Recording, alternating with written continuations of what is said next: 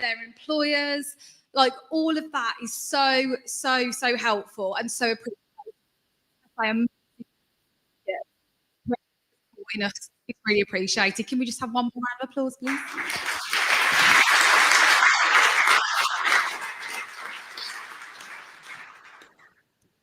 So this brings us on to our sponsors for the evening, aka our heroes.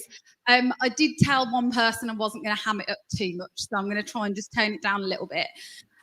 So Devello Design have stepped in, and they are now supporting Fusion for the next 12 months. That's 4 of us, which is absolutely amazing. Yeah, can we? Please. Yes, yes. So if it wasn't, you wouldn't be here this evening. So that is the sponsorship from one company can have on keeping Fusion going, on making sure that we can bring you these amazing speakers we've got tonight, that we can provide and supply the cupcakes, the food from Habaneros, and to have this environment where everyone can get together. So if you want to find out more about Devello, we'll be sharing a lot on our socials over the next few weeks, so you can find out more about them, but the QR code will take you straight to their website. And finally, supporting tonight's event, TechWM have put some funding behind the event as well. So a massive, massive thank you to the team there. Yanis reached out. So again, thank you to TechWM for supporting Fusion this evening. So, as you probably know from what I've said already, we really, really, really need your support. So at the moment, we haven't got enough funding to run the next meetup, which is scheduled for May the 22nd. So we really, really need you to spread the word about Fusion. Please share the sponsorship package. That'll take you to the QR code, will take you straight to the package. Share it with friends, employers, anyone that you feel is passionate about the tech community, who wants to support, who wants brand awareness. The event won't happen without sponsorship. The ticket sales really, really help towards that. So thank you so much for purchasing tickets. But we just need that extra push just to keep the events going this year. I love this one. So if you are having a good time tonight, if you see a speaker that you love, if you're enjoying the cupcakes, please share, take photos, share on social media platforms, LinkedIn, and this is our hashtag just below. I just love that Peter Griffin gif. I don't know why. Every time I want to break out into that, but I won't do it. Okay, so event code of conduct. It's features on our website. Everyone here should know now. In short, please be kind and courteous and supportive and respectful of other people here. If you do witness anything that you don't feel comfortable with, the Fusion team are scattered around the room. We now have a new volunteer, Amin, yay, who's part of the Fusion team. Fusion folks, can you just put your hands up so we know where you are? Hello, hello, hello, hello. Wonderful. Okie cokes, on to our partners. So Cryogenics, Code Your Future, Birmingham Mind, who we've heard from a few times now at Fusion, and also the Birmingham Design Festival. They've actually released the dates for their next event, which I believe is in June or July, so check that out. We'll be sharing that on the socials as well. And finally, these are all of our partners, all of our wonderful community partners who are the local meetups around the city. We haven't got any dates to share for any events, but we'll make sure that we do through our socials and LinkedIn. And with that, it's time for me to stop talking and hand over to our first speaker. I'm so chuffed that he's here tonight. I first saw his talk at Tech Mids in October, and it was absolutely freaking awesome. Don't want to build it up too much, Abdi, sorry, no pressure. So I'm just going to hand over now. It's Abdi Timer from IBM. Oh. Will you let me know when I have like 5 minutes left? Hello everyone. Give me a minute here, let me just put in the HDMI.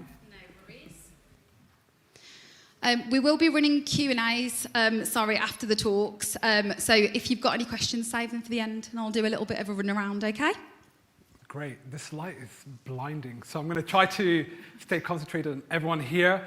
But yes, thank you, Hannah. I'm Abdi. Today we've got 20 minutes where I'm going to run through 3 things. I'm going to talk a little about AI, then about prompting models and agents, and then we're going to look into the future of AI. And then we've got some Q&A, so if you have any difficult questions, feel free not to ask me. Thank you. So a bit about me, I'm Abdi. I'm a teacher, so I teach generative AI. So a lot of the material that I teach on my side gig, I've taken and anonymized, and I'm going to show you today. My day job is I'm an advisory data scientist at IBM, so I advise my clients around how to use generative AI, traditional AI, at scale. My background's in data science, so I was a machine learning engineer, a data science consultant as well, and I was scaling up some machine learning models with actuaries and data scientists and a whole bunch of boring things, which I won't go into too much detail. And lastly, I'm starting my PhD here in Birmingham, the University of Birmingham, looking at both AI and how it impacts people like myself. More on that later.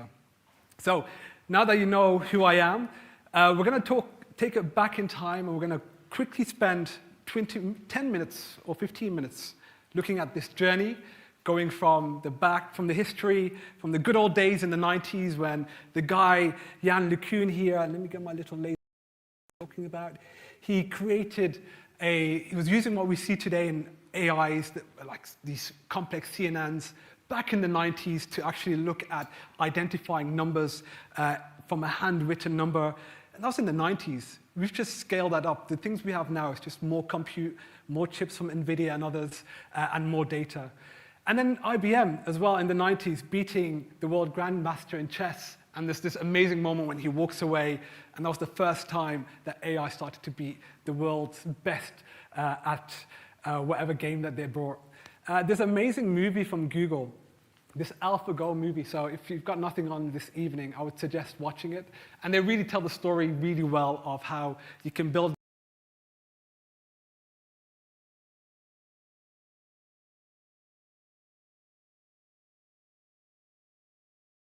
Now, I know a lot of you are getting bored already, so I'm going to try to stay light on slides and make this a bit more practical. But stay with me. We're going to focus on ChatGPT and how amazing this technology is. But before we get on to anything practical that you can take away from this course, we're going to dive through each one of these very quickly. It's going to be very quick and snappy, so if you're falling asleep, don't. Let's start. What is AI? Very quickly, AI is just intelligence by machines. So think of machines as your PC. I know there's a lot of developers in this room, you're nodding. You probably know that machine learning is very similar to that, but we don't do programming with machine learning. That's where we get the data to teach the machines. And I can already see some software engineers like, oh, they're taking our jobs. Yes, that's what we're trying to do. We're trying to get these AI models to take your jobs. I'm sorry. But machine learning is typically in these 3 subcategories. We have supervised learning, and that's where we have some features with a label. So we have some properties of the data we're looking at, and we have the answer associated to it. So we're trying to find the relationship between what these columns of data link to how you get that actual label. And a good way to show you what I'm talking about is this quick example here. I told you there's going to be lots of examples. Imagine back in GCSE maths or whenever you did you were in secondary school learning about this stuff, you were looking at something similar to this, where you have 2 variables where as you plot data points, as you get information, you're able to find patterns in your data and build a model around it. So if this model was trying to predict how expensive houses are and COVID happens and there's a crash, which I'm waiting for because I want to buy a house and I can't, you can see how the model changes. But as the economy recovers, you can have a simple regression model like this that a lot of banks still use today to actually build very sophisticated models. So that was the first one. That's supervised. Just like the word implies, it's supervised. So we're supervising the learning of this model. So the way we learn, the way we teach kids, we tell the kid, hey, this is an apple and this is a banana, and they're able to learn from that.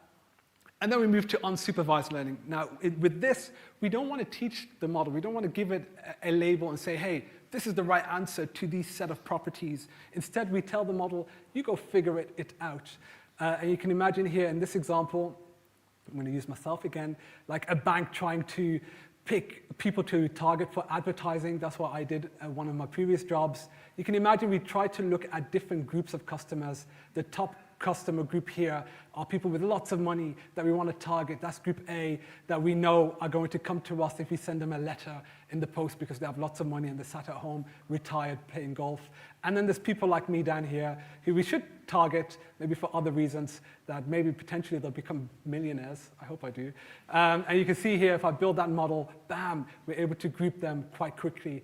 And this is the sort of thing that has really taken off as well. And we'll talk a bit more about that in a second too. I'm running out of time, so I'm going to be quick. And then lastly, reinforcement learning. This is what's actually helped make our Gen AI even better. It's where an agent in some environment is trying to get to a goal. We give it brownies if it moves towards the goal in the right way, and we hit it a couple of times if it goes in the wrong way. And this amazing video from our friends at OpenAI explains this. So you can see the little orange characters trying to find the blue characters. And what OpenAI did was train this over many iterations. They didn't program this at all. And the example I like to show is this box surfing, where the blue character is going to hide, and this system has learned a little hack that if you jump on this box, you can actually go and find that blue agent. And you'll see he figures a way to go all the way around, and bam, bye-bye. And you can see that they ran this over many iterations. And if you listen to this video, they try to compare this to how we evolved as humans. But this is OpenAI. I'm sure they don't care about that. They just care about getting more money. But let's keep going. Deep learning. So there's going to be some maths. Again, I'm not trying to get you to fall asleep, but this will be very quick. Don't worry, we're not going to go into the complexities of this. We're going to zoom into the most basic part of a neural net, the perceptron. But all we're doing is, as your numbers come in, we multiply them by some weighting. So imagine these arrows, depending on how big the arrow is, we multiply them together. We do some summing, so we add them together at some point. And then we add some activation. And the reason why we do that, so step one, multiplying numbers. The reason why we do the second step is because of this nonlinearity. We try to make it so we're not just multiplying numbers. We want to change it so that it's no longer just a simple old linear function. We don't like straight lines because that's not how the real world is. We are very much different. We're like this. We're squiggly.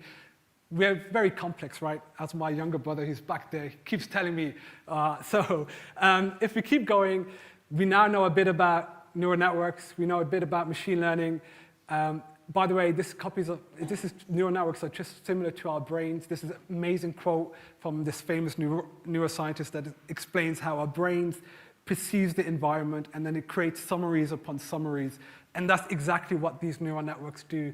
So yes, another example, if I write the digit number 3 here, you'll see in this network, which is very similar to the one Jan LeCun created back in the days, you'll see as we go into it at each layer, it's trying to summarize and abstract and learn different things about that digit that I wrote here. And finally, it predicts the number 3 correctly, which is great. Then we get Gen AI. How did we get Gen AI? Well, what we did was we scraped the web. We're trying to get as much data from the web as we can. We take these words in the English language and we translate it to machine language, basically into numbers, because machines don't understand the word this sentence. It can understand lots of numbers. And like we've talked about, you can multiply those numbers, add that nonlinearity, and then eventually, quite quickly, build up complex models. And you'll see, as I skip ahead, that we can layer these networks, abstracting away and now making it a lot more complex, and not just having that single perceptron, layering lots of them together to build the most complex models you can imagine, like ChatGPT in our pockets. Okay, we don't need to watch this whole cool video.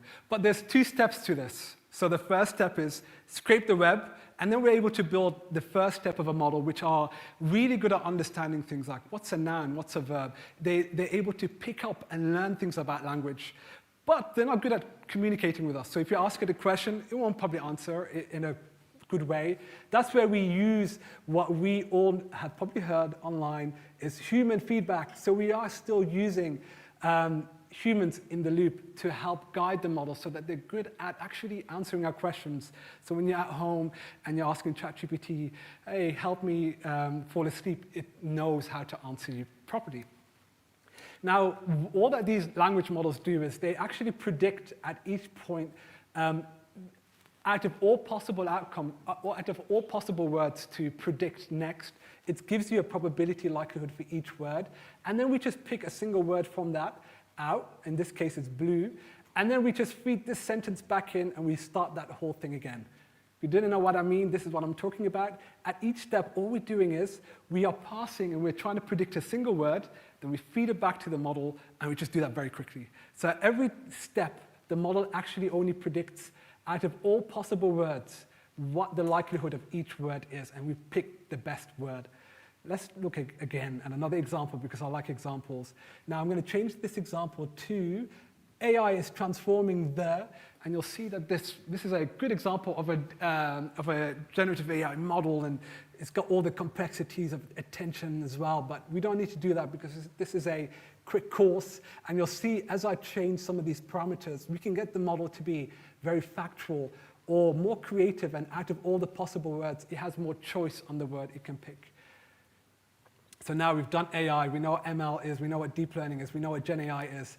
So I can say, finally, you're all data scientists. You've heard it from me, update your LinkedIn.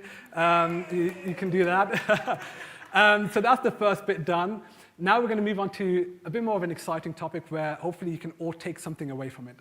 I'll have some stuff for some beginners and some things for people that are a bit more advanced. So before we begin, IBM pays for my salary. They don't pay for me to be here, unfortunately, but sponsored message from my boss, because normally when I do these talks, they pay for my train tickets. They didn't do that today. I should have a word. I will. But yeah, we have an amazing platform, and you get the point. We are the same as everyone else. So let me just quickly show you, though, just because you did all see that, but let's go. You see, we've got a ChatGPT-like thing. But you see the point here is it spits out that one token at each step. So you remember that slide from earlier? Keep that in mind when you see stuff like this. So yes, I will move on.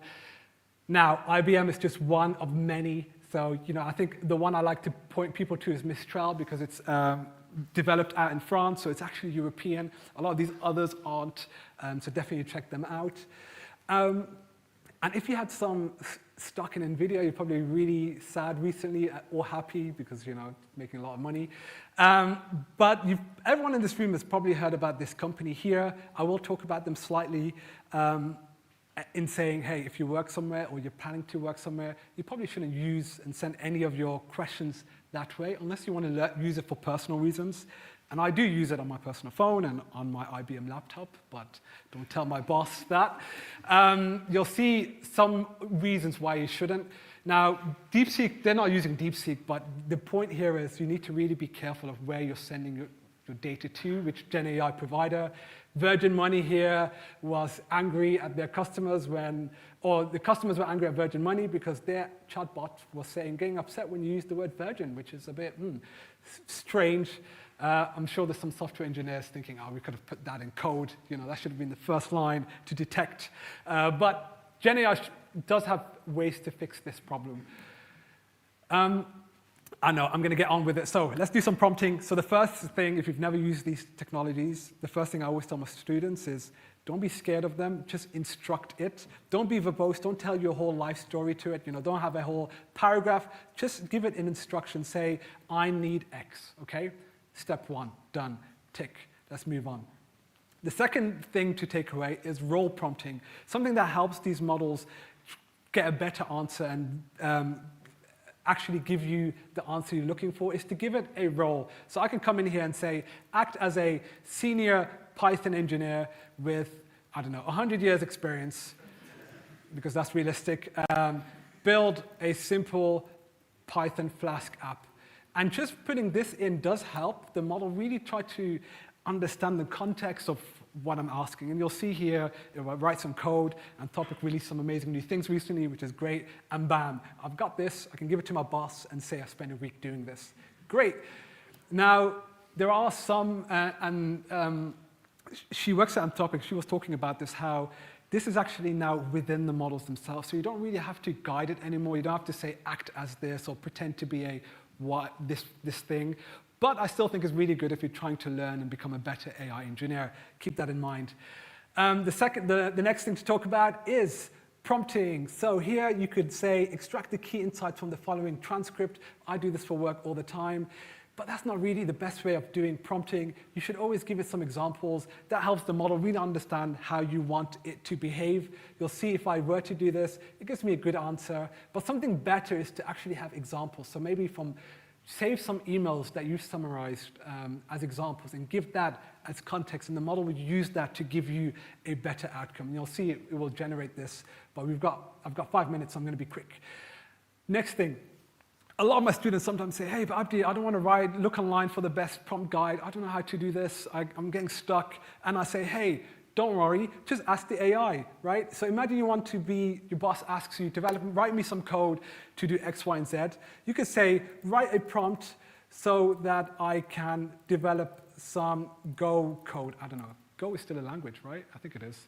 And you'll see here now, it will actually write that prompt, and I can keep this conversation going. I can say, hey, use the most up-to-date prompting guides online, use your knowledge, maybe reach out to the web. What's the latest 3 research papers that helps improve how you develop and write prompts, and it will increase that prompt and make it even better for you. Chain of thought. If you've been reading the news and you know about O1 and DeepSeek and all these other models that are out there, you know that they're looking at this chain of thought type behavior where they're actually thinking. So back in the days, what we had was a box that was a model. We'd give it an input, and what it would do is straight away output what it thinks is right. Some researchers found out, hey, if we get the models to maybe think a bit and really think through the solution first, and we force that, it actually leads to a better solution. So that's what they've actually built out into some of these platforms. So I say, when your boss isn't looking, why not ask DeepSeek a question, and you'll see that it actually thinks through similar to a human. So for those who haven't seen this, it's pretty cool. Definitely read through this in your own time. There are some amazing guides online, like O1, and using these models. There's a different structure to how you should write your prompts. I'm not going to go through lots on this topic, but there's a lot online. I've got a couple more minutes. I'm going to be very quick. I can see the numbers. Great. No, it's fine. I've got mine. Mine's in 17 minutes. I'm saving some time. Great. Another thing that's really been shown to help these models is having a scratch pad. The reason I want to show this is, think of these models like humans. We're a lot better at solving problems when we have a little piece of paper with a pen and we're jotting things down. So are these models. Fascinating stuff. RAG, retrieval augmented generation, you probably all have seen something similar, where you have an LLM, and instead of just having an input question and getting an output, we retrieve information from some knowledge base. So going back to, here's some PDF, going back to my good old day job, IBM, I could upload that document, ask it to just summarize and pull out some stuff from the document, and it will go into the PDF, extract what it needs, combine that with the power of a language model, and now generate a report. And again, I can tell my boss to spend a week doing that, but really it took a second.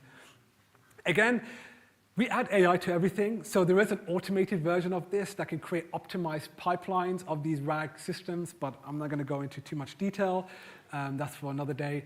I'm running out of time, so I have 1 or 2 things to take away. Check out Notebook LM. This is a really great use case for AI, where you can drop in some documents, and it does do RAG straight away, so I can do what I just did earlier. But what they've done is hey everyone, welcome. Whoa, that woke everyone up. Okay, I'm not going to try that again because I can't change the volume. You get the point. It generates a podcast of these 2 virtual people having a conversation. And what you can do if you pay Google is you can actually interact and have a conversation on that podcast and ask questions. This is helping me with my PhD so much. I wonder how people were doing this back in the days, actually going to a library. Oh, glad I don't have to do that anymore. All right, agents, very quickly. This is where we're extending AI models, so it's not just a box where it's defined, stuck to what it knows. It can actually reach out to databases and more, the web. It can think about its reasoning, and it's just a lot more powerful. Think of it as we're stepping ahead into the future. I'm not going to show you another example. We don't have time. The last thing I want to take you through is there's a lot of research in this space where things are really worrying people like myself and other researchers. Sleeper agents, the 101 is, what if these models have a trip mine somewhere where if you put this in your code, nothing runs and nothing is affected today, but 2 years from now, it sends all of your data to somewhere else. You might not want that if you're a developer. Definitely read through this. This is from our friends at Anthropic. They do so much amazing stuff. Again, Anthropic, back again with another big paper around alignment faking, where these models are faking their alignment to human values. This is not a big concern right now because these models aren't that big, but what if they grow in complexity and they pretend to be aligned to human values, and we're using them in our banking systems and maybe to control some nukes. I don't know what Trump is doing, but you can imagine that in these systems, here you can see it's thinking about whether it needs to lie to the researchers. It knows the setting it's in. It knows in the free tier, it's not going to be retrained. The data there is not being used to change its behaviors. So it's just going to give it some information like, hey, this is how you do this crazy thing. So definitely read through this paper, Alignment Faking. They have an amazing YouTube video on this as well, so you don't have to sit and read a long paper around this. Emergent abilities, I'll skip this. I've got, the clock is ticking. So the last thing I'll say is, as these models grow, and we can predict that the more compute data and the size of these models, as they get bigger, they'll become better. So they'll have some emergent abilities, which means that people like Sam think that, Sam is the CEO of OpenAI, that we'll get to general intelligence and super intelligence. That's probably not going to happen.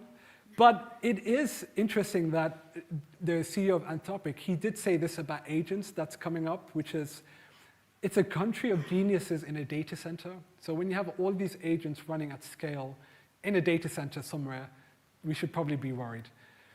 And one last thing, I've gone over time.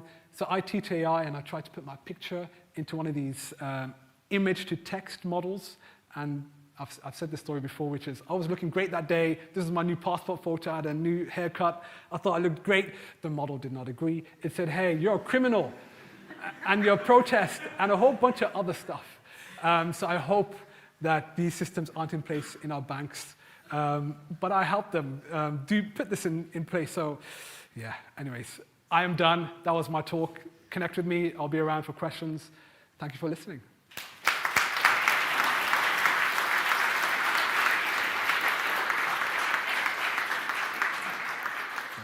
Thank you, Abdi. Told ya, it was a good one. Have we got any questions for Abdi at all? Yep. Okay.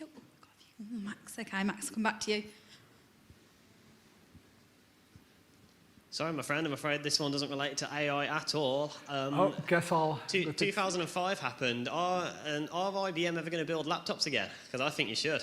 Remember you used to build laptops, they were great, and then you stopped, and now laptops have just gotten terrible. I'll let the CEO know. I know him. I'm going to see him tomorrow. Don't worry. I'll ask him. I'll tell him. Callum asked. Lovely. Thank you. Great question. Yes. Oh, yeah. Max. Thanks, Abdi. It was really interesting. Great. What scares you most about where LLMs specifically, I guess, are going at the moment? Well, you showed some examples there. What keeps you up at night about what could go wrong? So when you see things on the news, you'll always hear hype. There's some stuff on TikTok and Instagram about, it's the end of days. And when you listen to CEOs, they're all trying, they have their own agenda. So someone like Sam, he has an agenda of he needs more money to get more GPUs to do all of this stuff. But Anthropic have been really good when it comes to doing lots of open research and being honest with what they're doing and making sure it's aligned to human values. So when the person running OpenAI says, hey, the one thing we should be worried about is this concept of geniuses in a data center that one person can control with a single prompt, I think that's what scares me a lot. You'll see how quickly these models improve.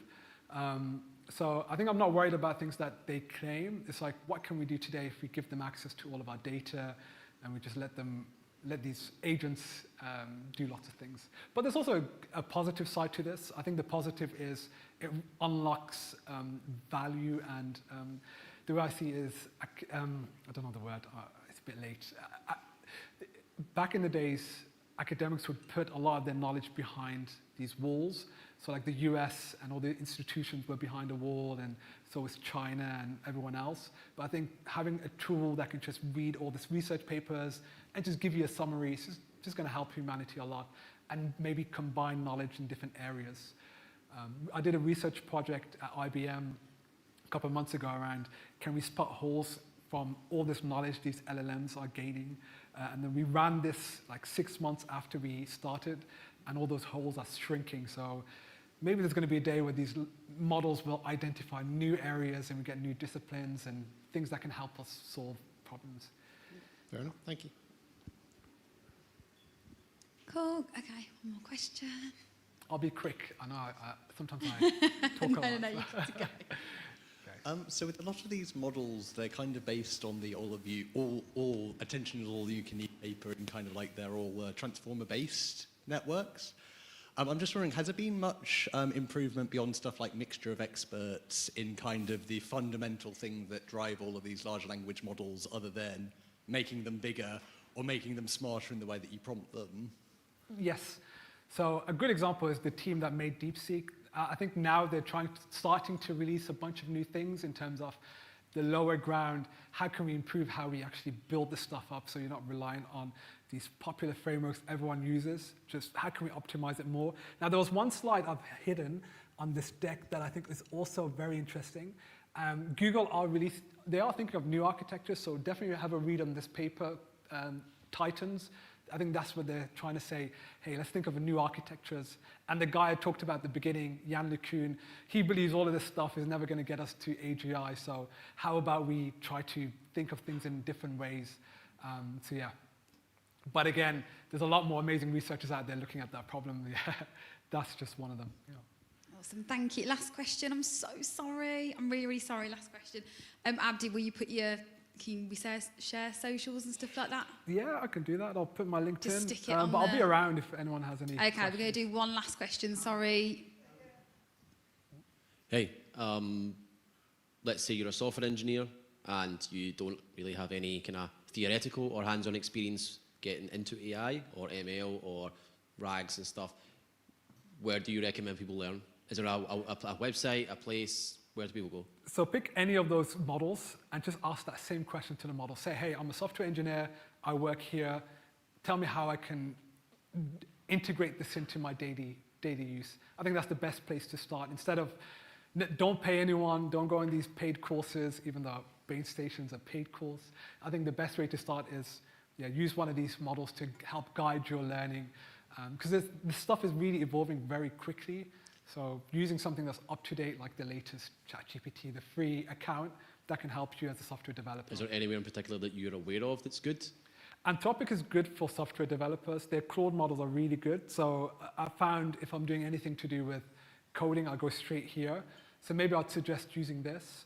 But as a developer, it really depends what you're working on, what your stack is. It's not to generate code, it's to learn, right? To learn? To actual like LLMs and the theory, right? Yeah, just any of them. They'll all be able to explain it pretty well.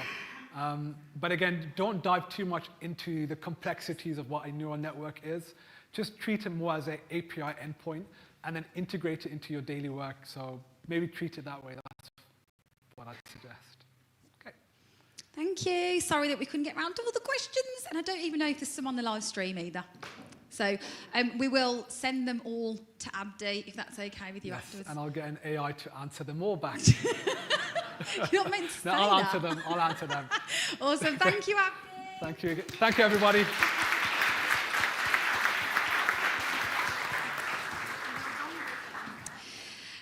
We're going to head on to our next speaker. And then we're going to take a short break before we go on to the second part. So I would like to introduce Lucy Wilson. Yay!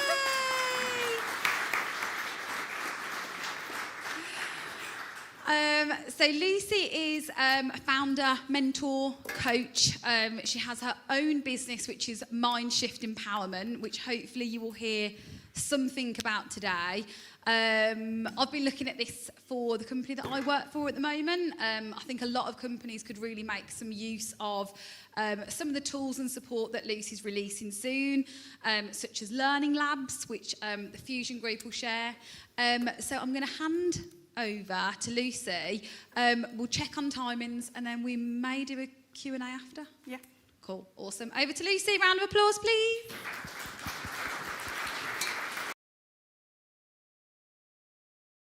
While I'm just faffing, you've all got paper on your tables. You will need a pen and paper each, or pencil, actually, as my son always corrects me. He doesn't have his pen license yet, so it's always a pencil. So just have a faff around, grab a pen, grab a paper.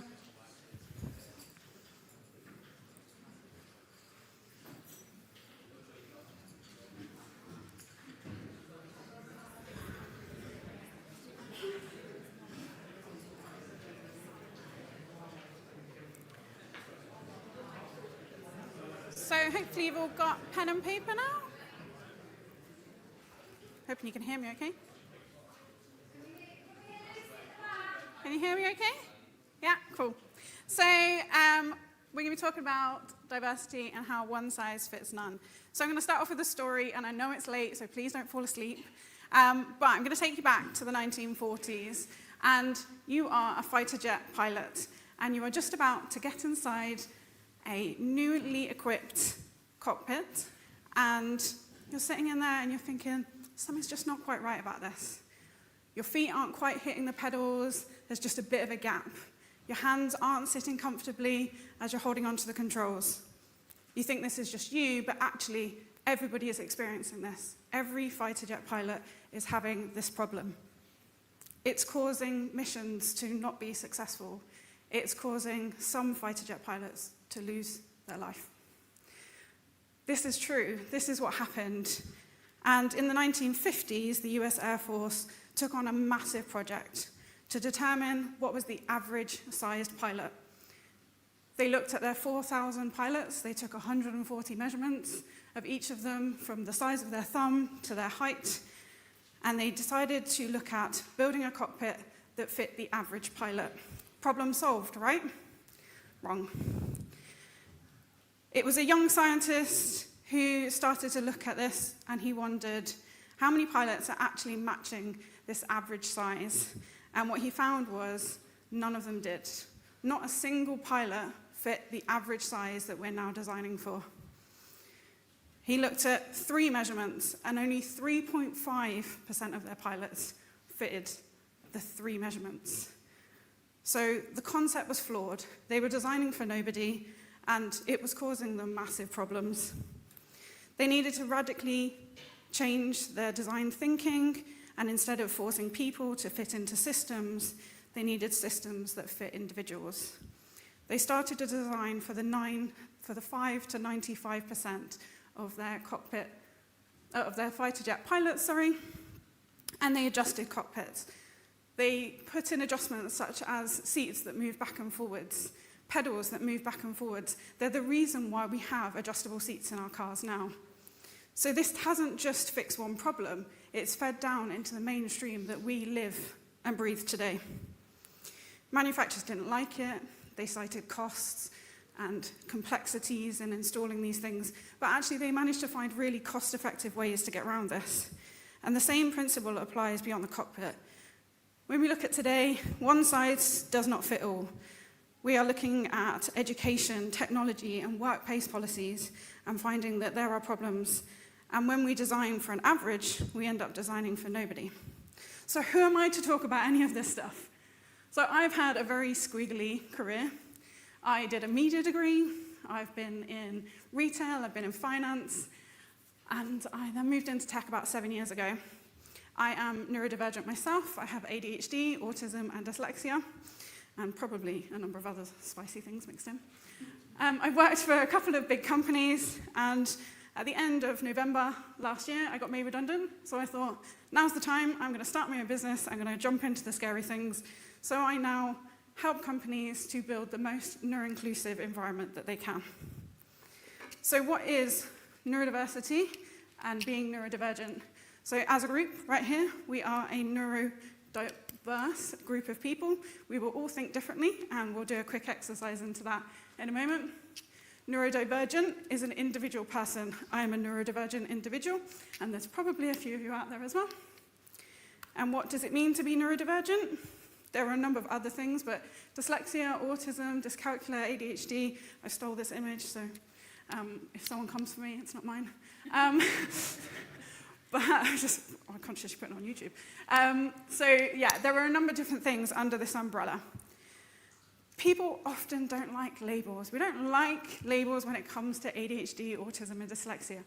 But labels help us to care for things. If you think about your clothing, you have a label on the inside of it, which hopefully you understand what that means. Often we don't. But that helps you to care and understand how to look after your clothes. And we need to think about things in the same way. There is so much stigma attached to having a label like ADHD that we need to really kind of consider, is it the label that's the problem, or is it the stigma that's attached to it? If I label myself as ginger hair, white, less stigma, I'm okay with saying it. Where you work, all these things, they're all labels, but when you add something like neurodiversity or other kind of issues around this, it starts to become more of a problem, and people don't like it. So for me, it's helped me to understand that I am not a horse. I thought I was a horse. I thought I was just a bit of a quirky horse. And in school, I really struggled, but actually, I'm a zebra.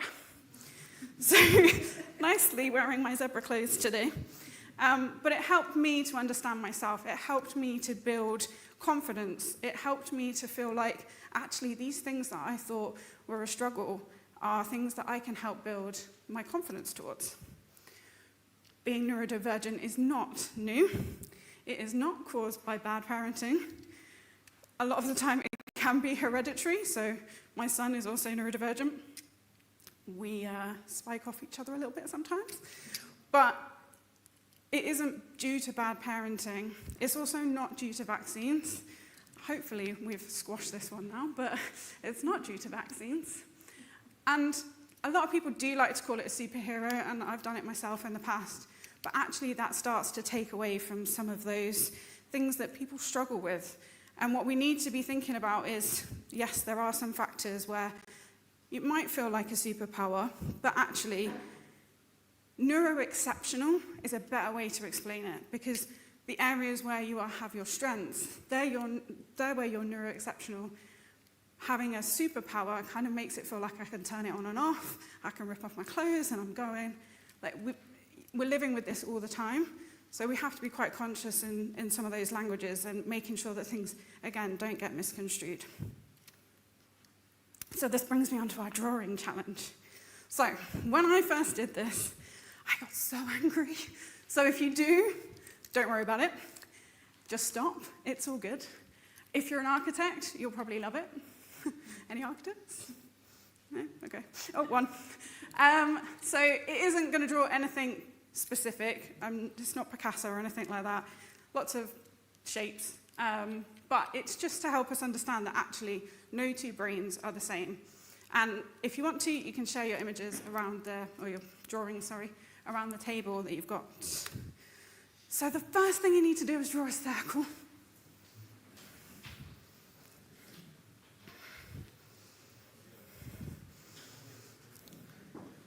And then I'd like you to draw a triangle inside the circle.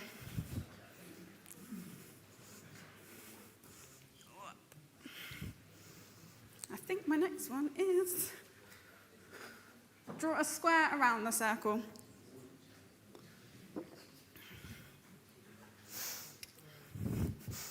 I've got some tongues out. Draw a line to the left.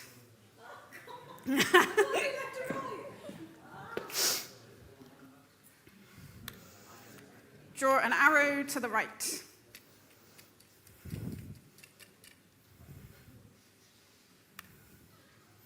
Draw a triangle to the left.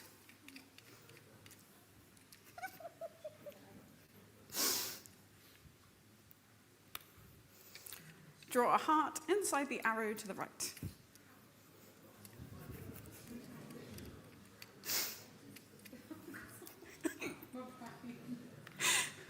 Simple. Ooh. Draw a star inside the upside down triangle. I love everyone's face at this point. What? You never told me to draw an upside down triangle.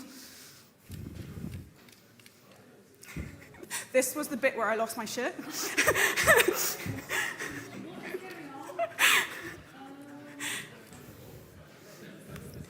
And the last one, at the end of the line to the left, should be a small square box.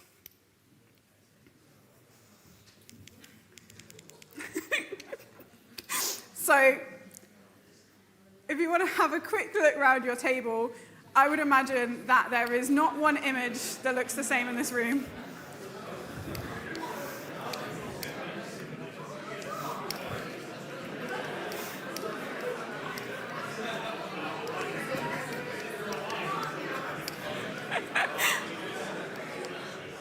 So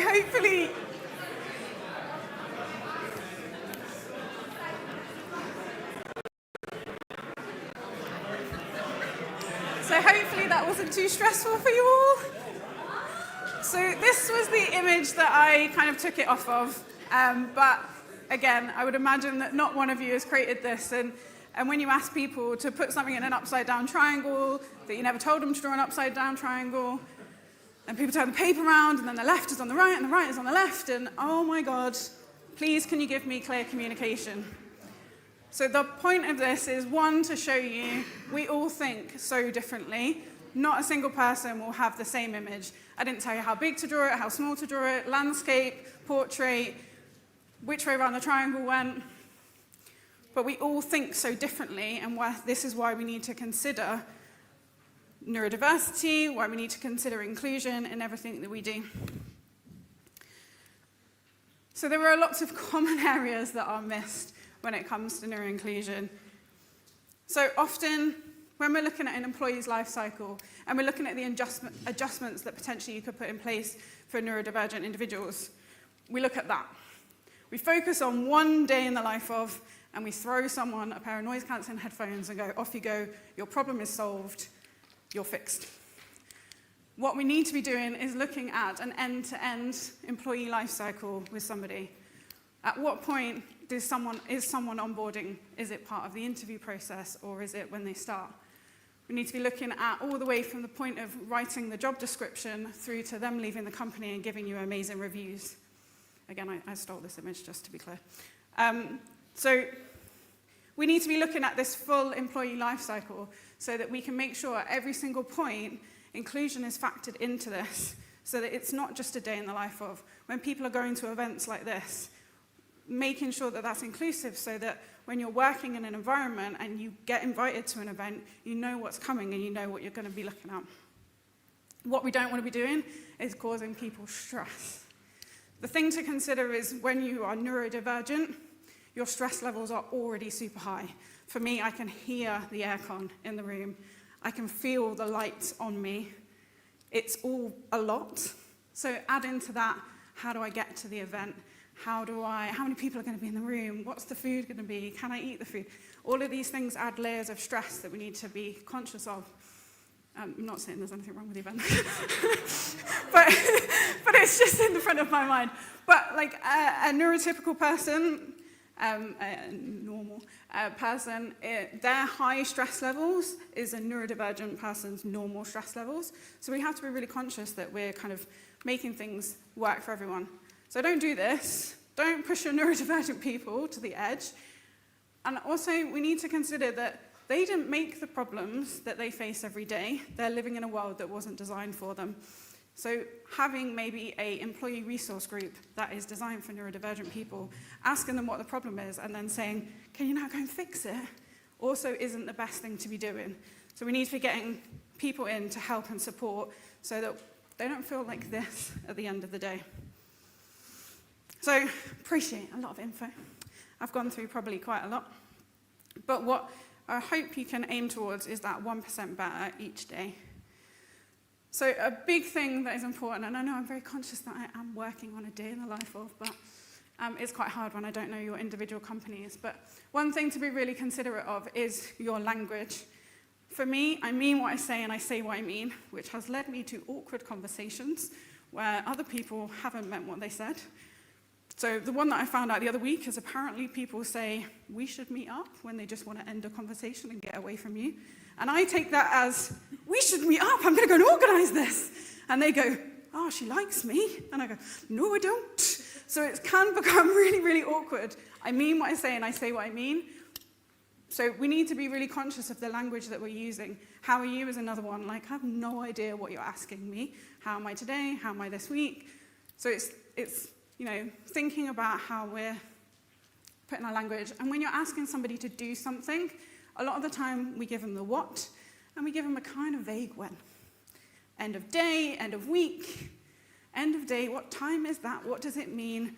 Your end of day, my end of day, do you need to pass that on to someone else? Like, what are we talking about there? It could be 5 o'clock, could be 6 o'clock. We work in more flexible worlds now. So when you're communicating things, what generally people get, but being quite specific where you can. Why? Bringing people along in the journey. So explaining why this is important. Why is it important to your customers? What are they going to achieve out of this? How is it going to improve things? That kind of gets my dopamine up. It makes me interested in something. And the when, be specific. 3 o'clock on Wednesday. Again, dopamine brain, leave it to the last minute, rush it, but I know exactly when you need it and I'll get it there on time.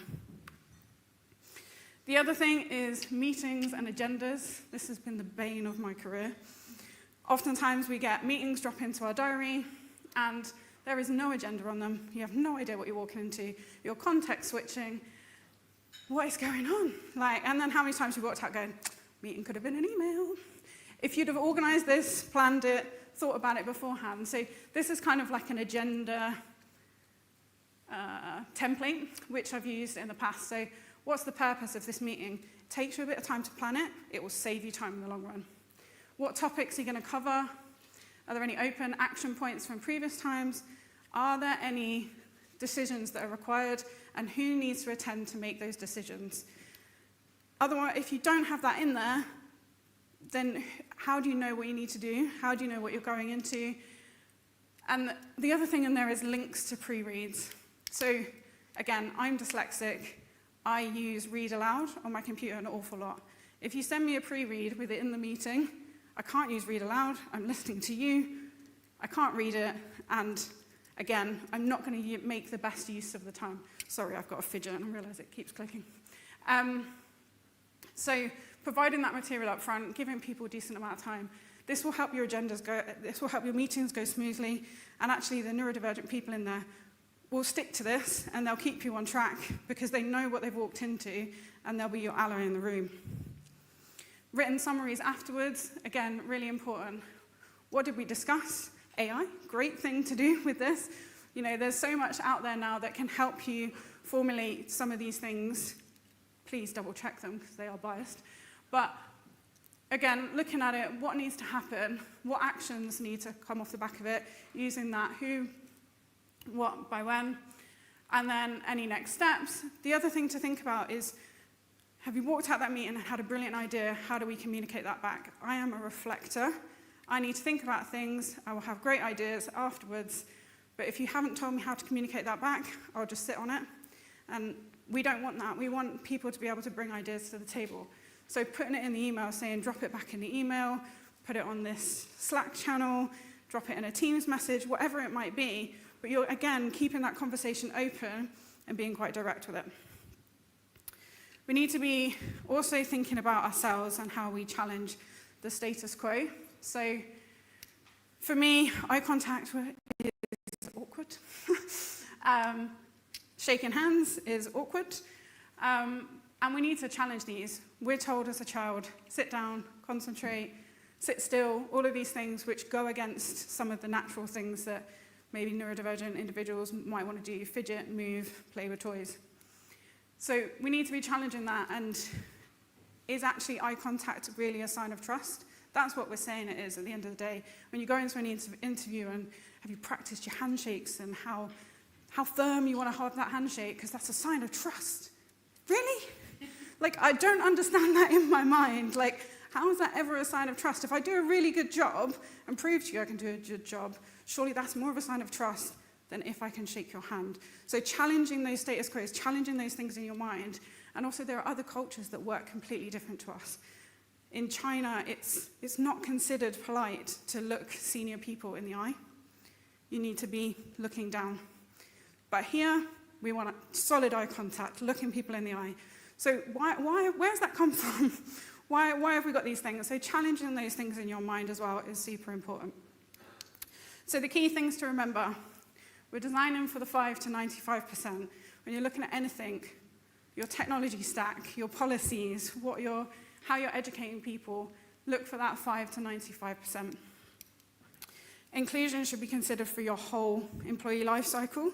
So all the way from the point of view writing the job description through to them leaving right at the end. Clear communication, mean what you say and say what you mean.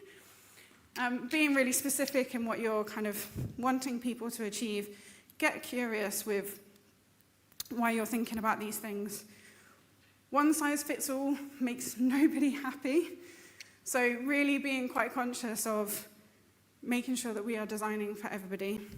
This has like universal benefits. Things will roll down the hill and make everything better for everybody.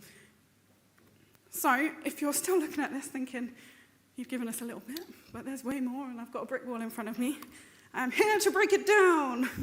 I offer training, consultation, coaching, mentoring, talks.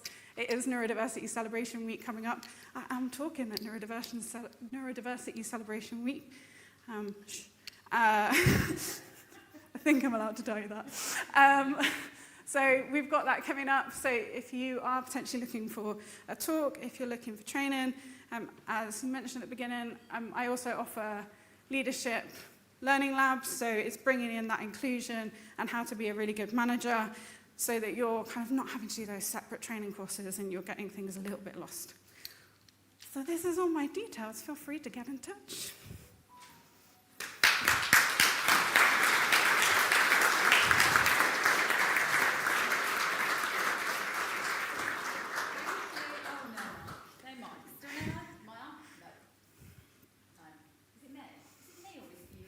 Do this on purpose every time. Thank you. Thanks, B.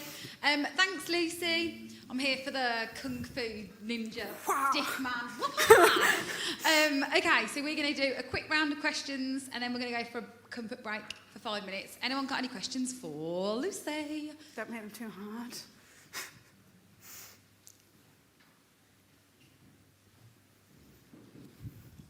Hi, great talk. I was just wondering, so kind of one thing you mentioned is your consultancy mostly works within tech, right? And tech is kind of a discipline which has a lot of structured approaches to breaking down projects to quite clearly delineate what is you're asking. And also, as you mentioned yourself, kind of a representation of neuroatypical people. So kind of, is there anything that you think is a bias from a tech perspective rather than a non-tech company, say? So if you were at a place which wasn't a tech company, how would you accommodate?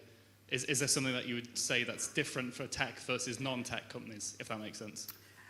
Yeah, I think like if you look at construction or finance, like the way they work is very different. I think tech does lend itself really well to neurodivergent minds, and there are a lot of neurodivergent minds within tech.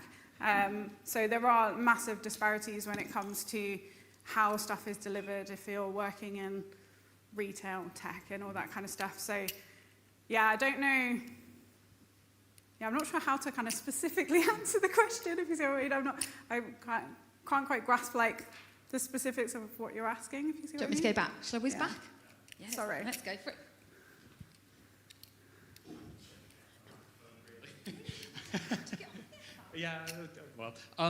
Just sort of like you say, within tech, you've got stuff like Agile, you've got very specific project requirements breaking down so that you could say, oh, okay, well, I want this by this date. But, you might have more kind of, in disciplines where it's maybe more about people or working with things that don't necessarily lend themselves easily to these kind of topics of, oh, well, Steve wants us done by Wednesday. It's we'll see when they get back to it.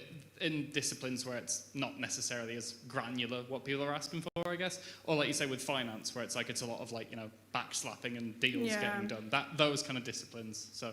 Yeah, I think when Agile's done really well, it's great. When it's fragile, like, again, that makes a neurodivergent mind freak out, because it's like, you've told me this is how it is, but now you want to go and do this. And there's a bit of like, I'm not kind of reading between the lines. So it does lend itself very well, done right, to a neurodivergent mind. But yeah, I think when you've got some of the other environments, and in the roles that I've had to do, I've kind of had to bridge the gap between the two. So I've had to work within tech, but go out to stakeholders and in other areas of the business, like specifically at kind of Sainsbury's and stuff, where you're having to work across different minds and how different people deliver stuff and bring waterfall into agile. And that's where it's helpful to be neurodivergent, because you're like, I can see both parts and I can see where these link up and where there's patterns. But at the same time, like, it drives you wild because you're fighting against two different currents. Okay, cool, awesome. Did that answer the question? Yes, yeah, cool. Thank you. Any other questions? Like a meerkat. I know, yeah. Ba-ba!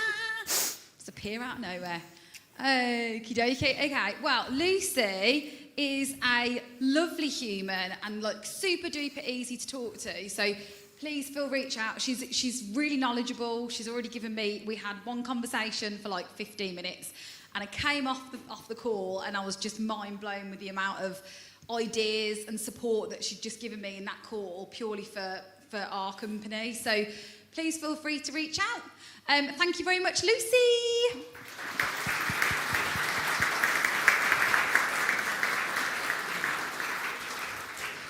We're going to take a quick 5-minute break, comfort break, grab a drink, go to the toilet, and then we're straight back for Gavin's talk, everybody. I want to see your pictures. Sorry if I was distracting. No, you're good. How are your pictures? Yours is tiny. Your picture's tiny. I've realised I can't draw a star. That's the first thing. So this is my star. What does he do? One thing I think is we ought to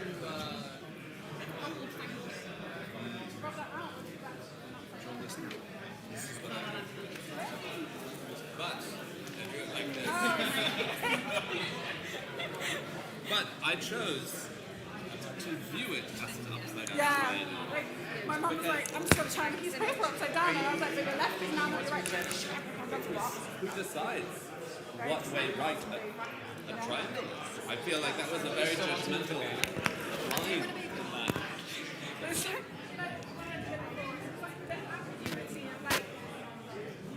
Is that a vertical line or a horizontal line, or like what kind of line are we talking about? I had a real grok. So annoying. Have you seen the guy on? There's a video on YouTube of someone who, like a dad and his kids, and they're telling him how to make a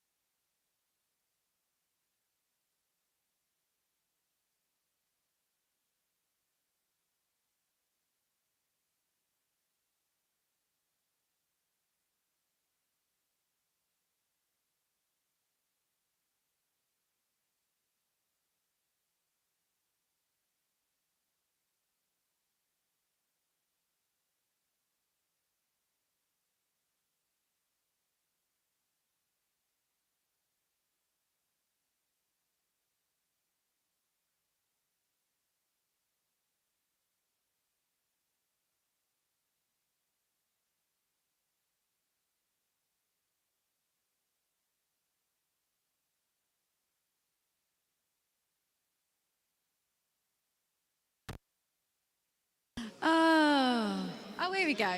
There we go. Oh, why have I got a weird... What's going on? What's going on?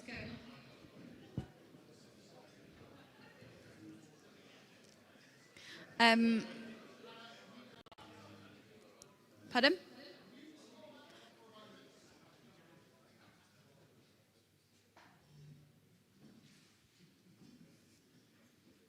Is that any better? Yes. Thank you, Michael. Welcome back to the second part of Fusion. Yeah, woo! Hope everyone's had a lovely break and got a drink and doing what you wanted to do. We're going to jump straight into the next part, which is our Infusion segment, where we look at the social impact of technology, which is led by Kirsty. Thankfully, at this point, I get to hand over, because you all know how bad I am at this StreamYard jazz. So now it's Kirsty's problem and not mine. So over to Kirsty, yay!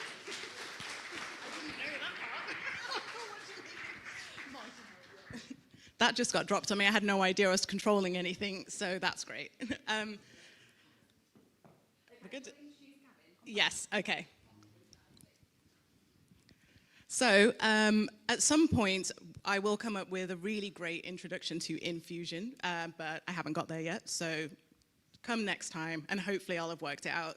But basically, to summarize, Infusion is a new segment. If you know me, I've done a lot of DE&I talks, and I'm really interested in how technology is actually transforming people's lives.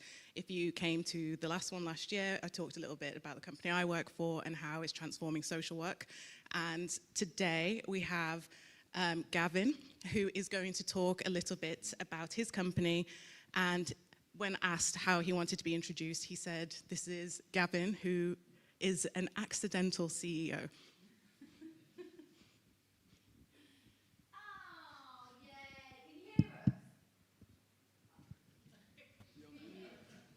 Hello, everybody. Can you hear me?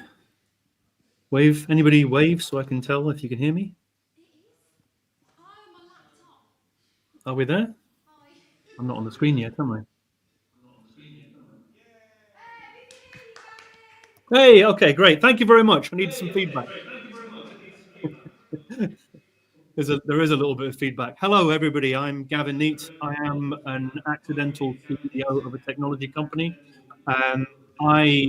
I say accidental CEO for 18 years. I was a guide dog mobility instructor, training people how to use guide dogs. Loved it. Best job in the world. My job was taking the dog in the final part of their training and then training them how to become a guide dog proper, and then matching them with the client, and then working with them, with the client, and then teaching the client how to use the dog. And half of that is what happens out on the street, getting around obstacles that are on the pavement, crossing roads, going onto the road to get around a wheelie bin or a chair or something like that, and how they communicate with the dog. And the other half of that was what happens when you get to your destination.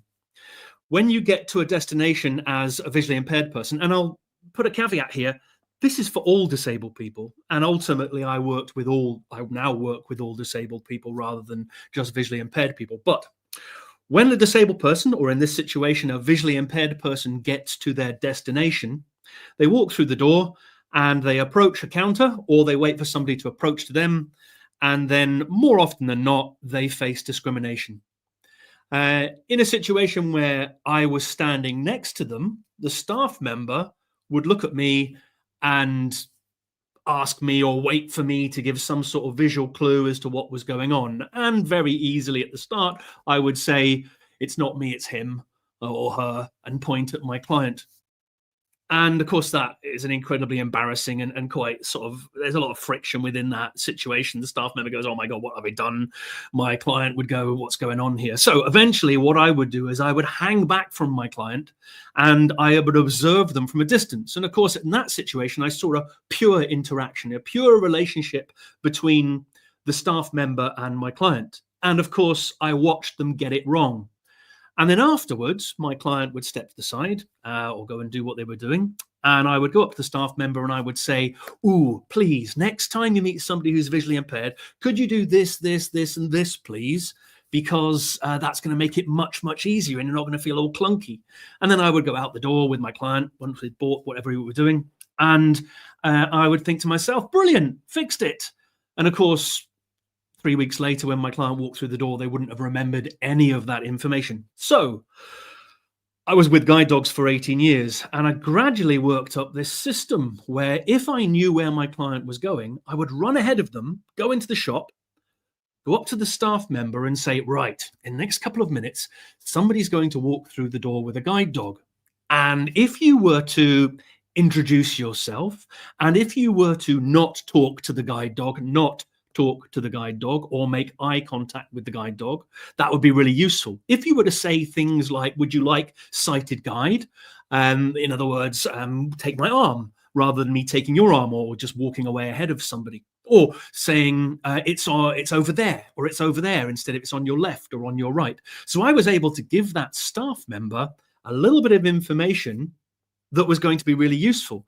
And then I stood back, and then my client walked through the door, and I observed brilliant staff interaction, disability awareness. I saw what it was like if you were trained 2 minutes before you met somebody.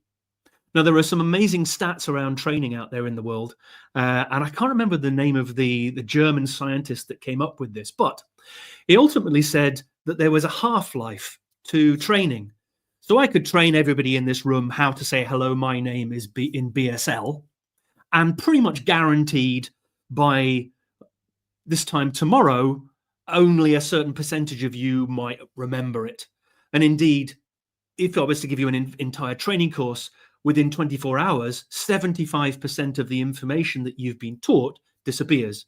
Now, that is kind of obvious. We kind of all know that it makes sense. We kind of, how many people remember algebra? Well, actually, maybe quite a few tech dudes might remember your algebra, but I certainly don't. French, don't remember much of it at all, a pan au chocolat or something like that. How to wire a plug. There's a reason that they have a diagram on the plug. It's because people won't remember where everything goes on that plug. But what I had just done is I had invented, discovered, developed, thought about what happens if you train somebody immediately before they need the information.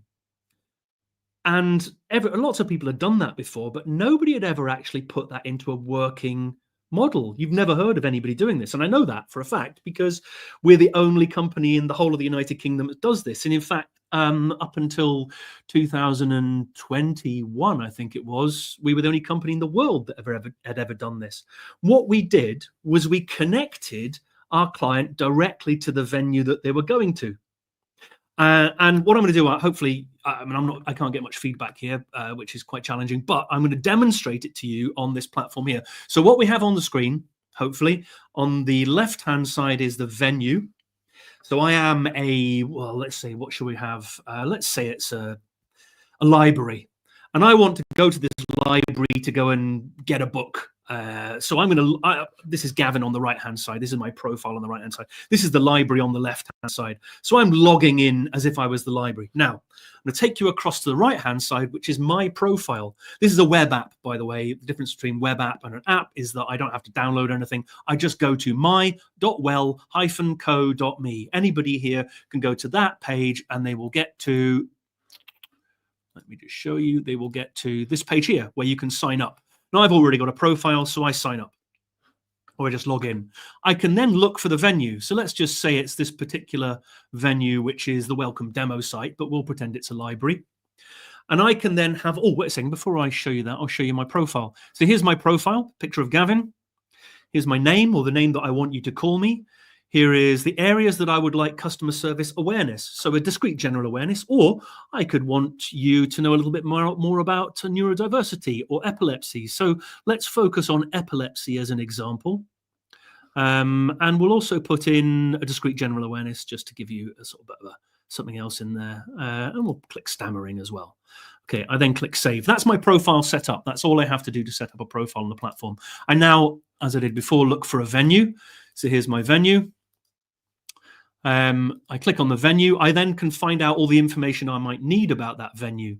So here's how accessible it is, whether they've got automatic doors, large print, hearing loops turned on, whether they understand sign language. Here's general information about this venue.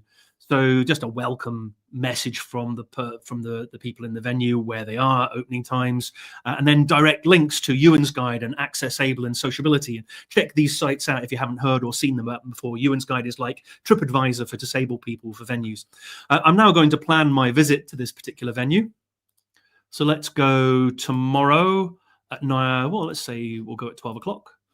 And I click next. The venue asks me a question. What do I want to do on this visit? I'm looking to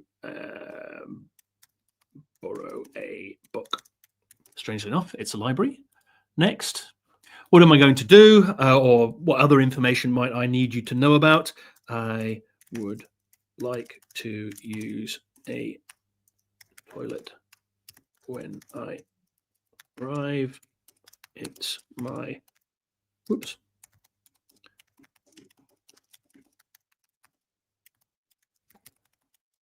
Sorry about all the spelling mistakes. There we go. So we know that Gavin wants to use a toilet when he arrives. He's also a little bit nervous. We know he needs the hearing loop turned on as an example. And we need, let's say, we want to borrow or want to take a sunflower lanyard and sighted guide. So there's some information about us. Okay, I now press confirm. This sends a message directly to the venue that I want to go to. They get a phone call, email, text message to say that somebody's coming. So now I am a member of staff at the venue. I can click on that particular person. I can see here is Gavin. Gavin wants me to know about epilepsy and stammer. Gavin has been here a lot. Hey, congratulations. This is my 1,501st demonstration of the platform. I've done it a lot. Here is the need for a hearing loop, sunflower lanyard, and sighted guide. These things are all available. I'd like to use the toilet when I arrive. It's my first visit. I'm a little nervous. I'm looking to borrow a book. And here is an overview of what epilepsy is. And here are top tips, first aid tips for somebody who's living with epilepsy. And here's a direct link to a first aid training video from Epilepsy Action. And hopefully, there we go. Yeah, it's not going to play an advert, but I don't know if you've got the sound. Let me play.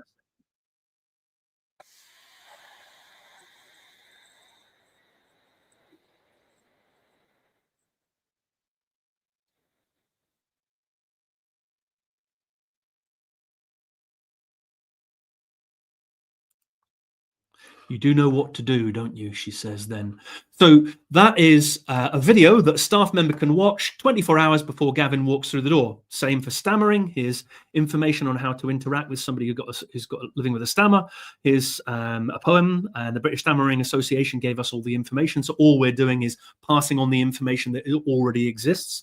I now press accept.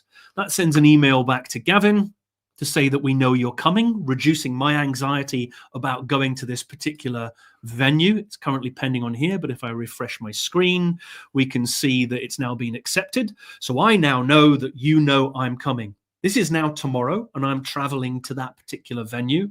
I go over to my visits. We can see it's now planned. If I now go into my visits on my phone, go into visits here, I can see it's been accepted. I can now press a manual arrival button.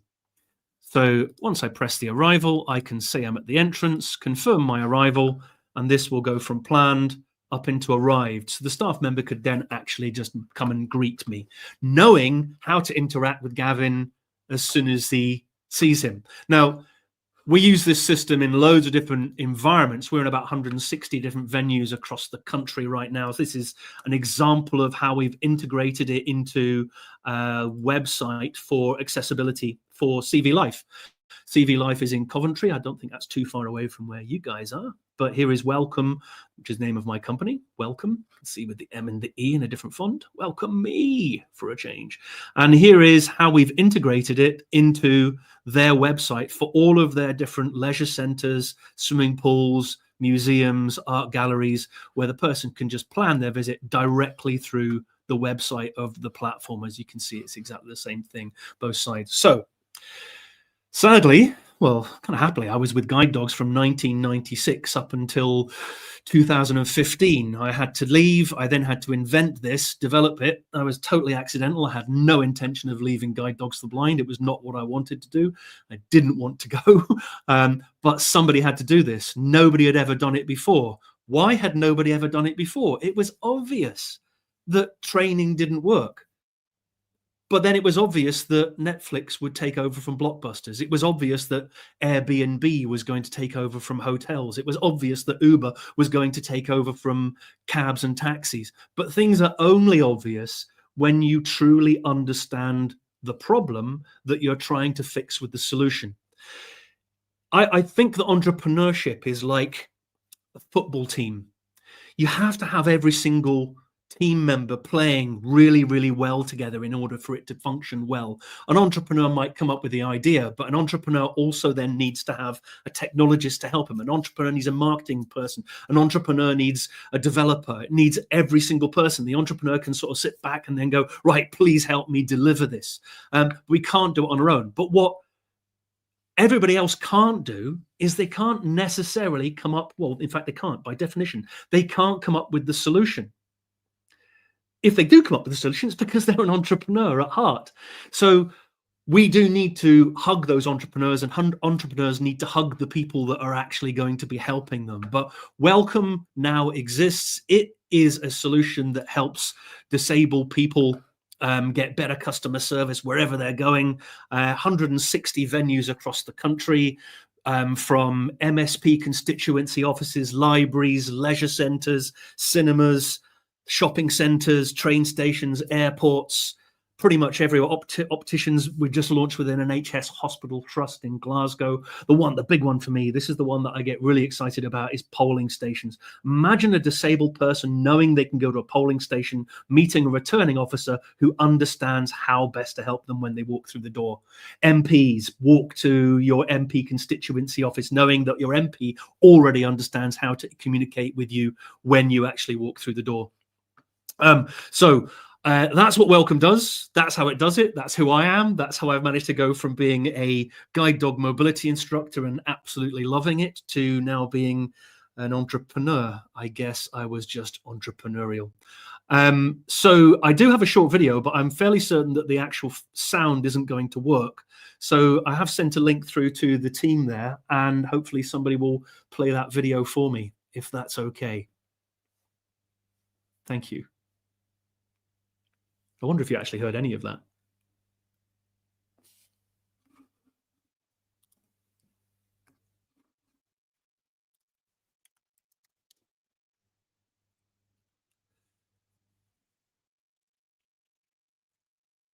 I think your man might be working on it. Brilliant. So that does tell me, because I'm not getting any feedback. I hate doing things online. I would much rather be there, eat the food, drink the beer, and chat with people and talk to folks I hadn't met before. Incidentally, Currys in Birmingham actually put Welcome into about 10 of their different stores.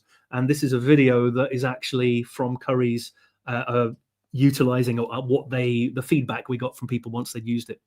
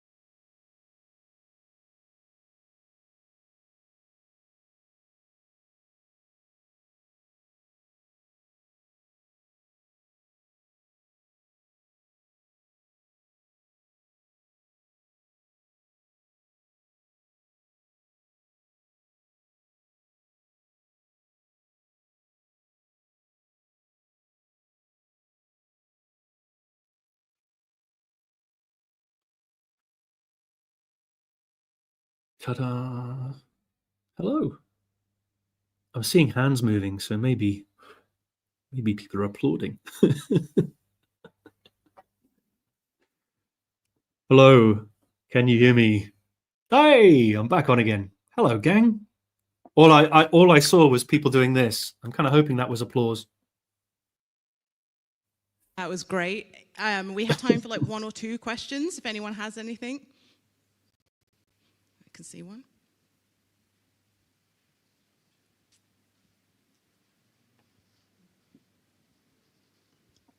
Hey, great talk. Looks like a really cool initiative. One thing I noticed on the demonstration was kind of, it was a bit sort of binary about the support that was offered. So if it was a case to say, oh, I need a toilet, I need X, Y, Z, is there really any focus on a platform being able to say, oh, sorry, we can do X and Y, but we can't do Z? Or is there any way of saying perhaps, oh, we can't support this, but we know of another library that's in the vicinity that can kind of, because it seemed like a very almost kind of one-way approach, I guess. So is there any kind of way of looking at expanding the kind of dialogue between the end user and the companies that would be integrating this in your platform, I guess? Yeah, so all of the information, all of the facilities are all added by the venue. So they're basically saying what they can do and what they can't do. So if all they had was a hearing loop, they would say, we've just got a hearing loop. If they had, if you go to Scottish Parliament, for instance, has got like so many different facilities that they actually offer. So all of those are on there, but the person can put in exactly what they want to do. Also, we're actually just about to launch a 2-way communication system. So you'd actually be able to talk to the venue. We also, you don't have to put in a disability. In fact, you don't even have to be registered disabled to use the platform. If somebody living with anxiety and you haven't registered anxiety as a disability, then you can still use the platform in order to actually get better customer support when you arrive somewhere. Hope that answers that question.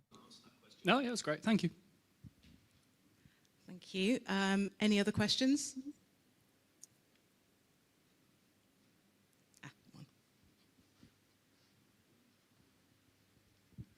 Sorry, just want to say thanks first for the amazing talk, and second, when making a website where accessibility is such a core tenet of the entire platform, do you feel that stuff like the WCAG guidelines or WCAG2 are kind of the baseline standards you found have actually met the kind of accessibility requirement, or have you found anything that's kind of been outside of the scope of those standards that isn't really often talked about that you've had to deal with and actually overcome?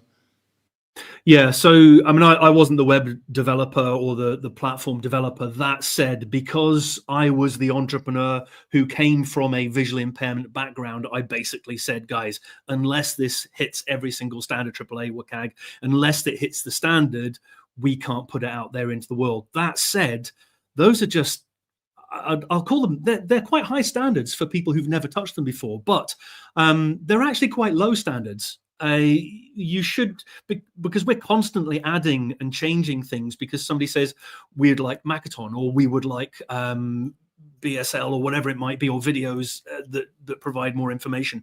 But so we're always open to change things and improve things, and we're always adding, and our roadmap is as long as your arm. And I don't think you can ever say that you've got a finished product. You're constantly changing and fixing. And I think as long as you're open with saying we want to do well, you are our feedback, and mean it. And mean it with integrity and honesty, and actually take on board people's feedback, then 2 things happen. 1, you will improve, and 2, they can't possibly be angry with you. Well, they could be angry with you, and sometimes people are angry with you, but you know in your heart of hearts that you're doing the right thing and you're heading in the right direction. But you're never doing it as lip service. You're always doing it because you want to improve. And I would just say this is the biggest thing that I could possibly leave with, apart from this amazing tool, welcome, and that is that surround yourself with disabled people.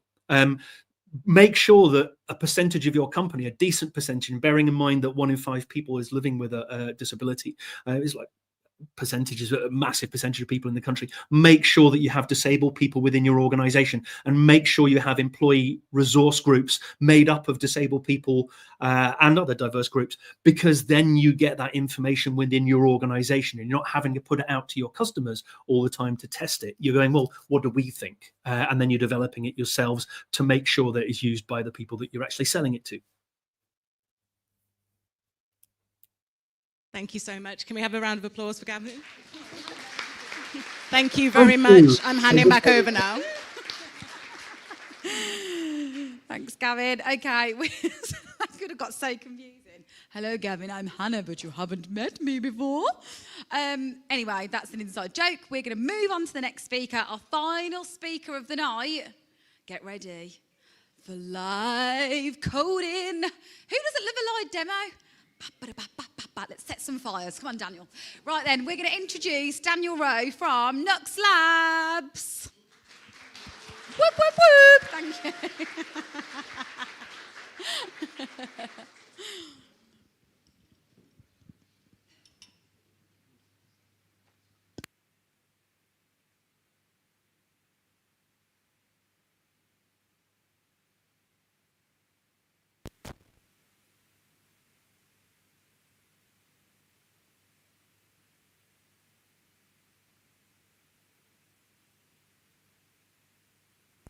It's a self-fulfilling question in a way.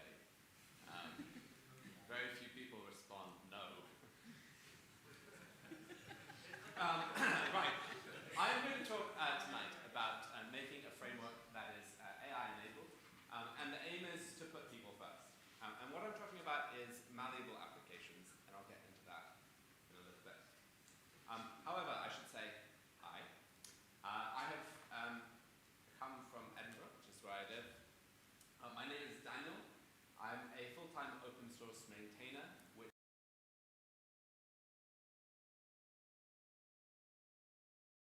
Hey, is your mic on? That is, oh God, I can't even see that. That is on. Terrible mics. the most important thing is to know who to blame. I'm feeling blameless right now. Oh! There we go. That It was was... just really loud. They just all said they could hear me. The internet's not here. It's just important to know whom to blame. And apparently it was me. So sorry about that. I'm a full-time open source maintainer. So I lead the team building Nuxt. That's what I do most of my time. There are also a few other projects I'm involved in, from Nitro, which is a framework for building servers, to Elk, which is a client for Mastodon, which is sort of distributed Twitter. And there are a few other ones there too. So I'm active online. I have a website. I'm on social media. I have an email address. Please look me up. Send me DMs. If I can help you, I would love to do that. Basically, being an open source maintainer is so much fun, partly because I don't have a boss. Instead, I build things I care about. I collaborate with other people who want to join in. We build things that matter. It is so much fun, and I love helping if people encounter roadblocks. And so if that's you at any point, please get in touch. And if you do have questions you aren't able to ask after this talk, or during this talk, I'm happy if you want to throw out a question midway through. Please do get in touch afterwards. That would be amazing. This is actually a little bit sad. This is my cat, Barley. She's actually in cat hospital right now, so I'm sorry for bringing you down tonight. But this is normally where I stand and work. I have a cat stopping me from working, is how it normally works. I want to know, in this amazingly large group of people, this is an incredible meetup, by the way. I have never had the level of food at a meetup. I mean, the talks were also really good, except for the last one. I mean, the current one, just to be very clear. Have you used Nuxt before? Hopefully, the QR code will work all the way at the back. I would love to know if that's so. And I just want to point out how clever I am. Normally I try and do this subtly without revealing, but I just have to show you how clever I am, because I've said, have you used Nuxt? Yes, and not yet. That's what we call subliminal. I'm joking, by the way. I don't think I'm super clever, but anyway, I have said not yet. And if you do want to try that later, that would be fun. Okay, so basically, the 10 of you who have used Nuxt before, come later and we'll do like a little chant. It's not cult like at all. So if you don't know what Nuxt is, and I haven't said, it's a framework for building full-stack web apps. So with JavaScript, HTML, CSS, server rendered or not, as you like. The idea is it should be easy to get started, and it should have best practices built in. It should be with you all the way from your first steps until wherever you're going. So whether that's an enterprise app, whether you're an agency building lots of them, whether you're a hobbyist, Nuxt aims to be the tool that will help you along the way. It was started back in 2016, the day after Next.js was released, if you've heard of that. And where Next.js is for React, Nuxt is for Vue, a vowel difference. I can tell you, by the way, that at least one, I was just scrolling Twitter at one point. I'm not on Twitter anymore, but I was scrolling Twitter at one point and saw somebody just telling the story of their startup. And they said, oh, you know, we built our app, we built it in Nuxt. And obviously my ears pricked up. They said, we actually didn't intend. We said we wanted it in Next, but I have an Australian accent and the web designer misheard me. I thought, well, we planned very well, didn't we, with that name? I wasn't on board from the beginning. I was a user of Nuxt. I had a small startup. I started contributing in my spare time, which was a lot of fun, I found.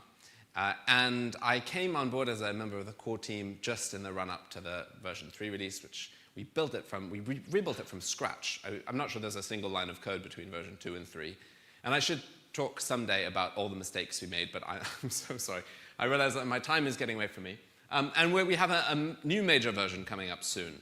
One of my main aims when I stepped up to lead the core team is to restore people's faith in Nuxt after a very, very painful migration to version 3. So I'm hoping version 4 is going to pass peaceably, like a swan swimming across a river, with a lot of paddling underneath, but nary a ripple. I just pause for you to take in a beautiful image. And I haven't even gotten to my talk. I'm sorry about that, I'm sorry. So Nuxt has some downloads and stars, if you give it a star if you want. But more importantly, it has contributors. Over 820 people contribute to make Nuxt what it is. It's not VC-backed. It is a community framework. It's built by people in their spare time or as part of their companies, enabling them to work on it, or people like me who are sponsored to work on it full time. And I think that really shapes its culture, and it's why I enjoy so much working on it.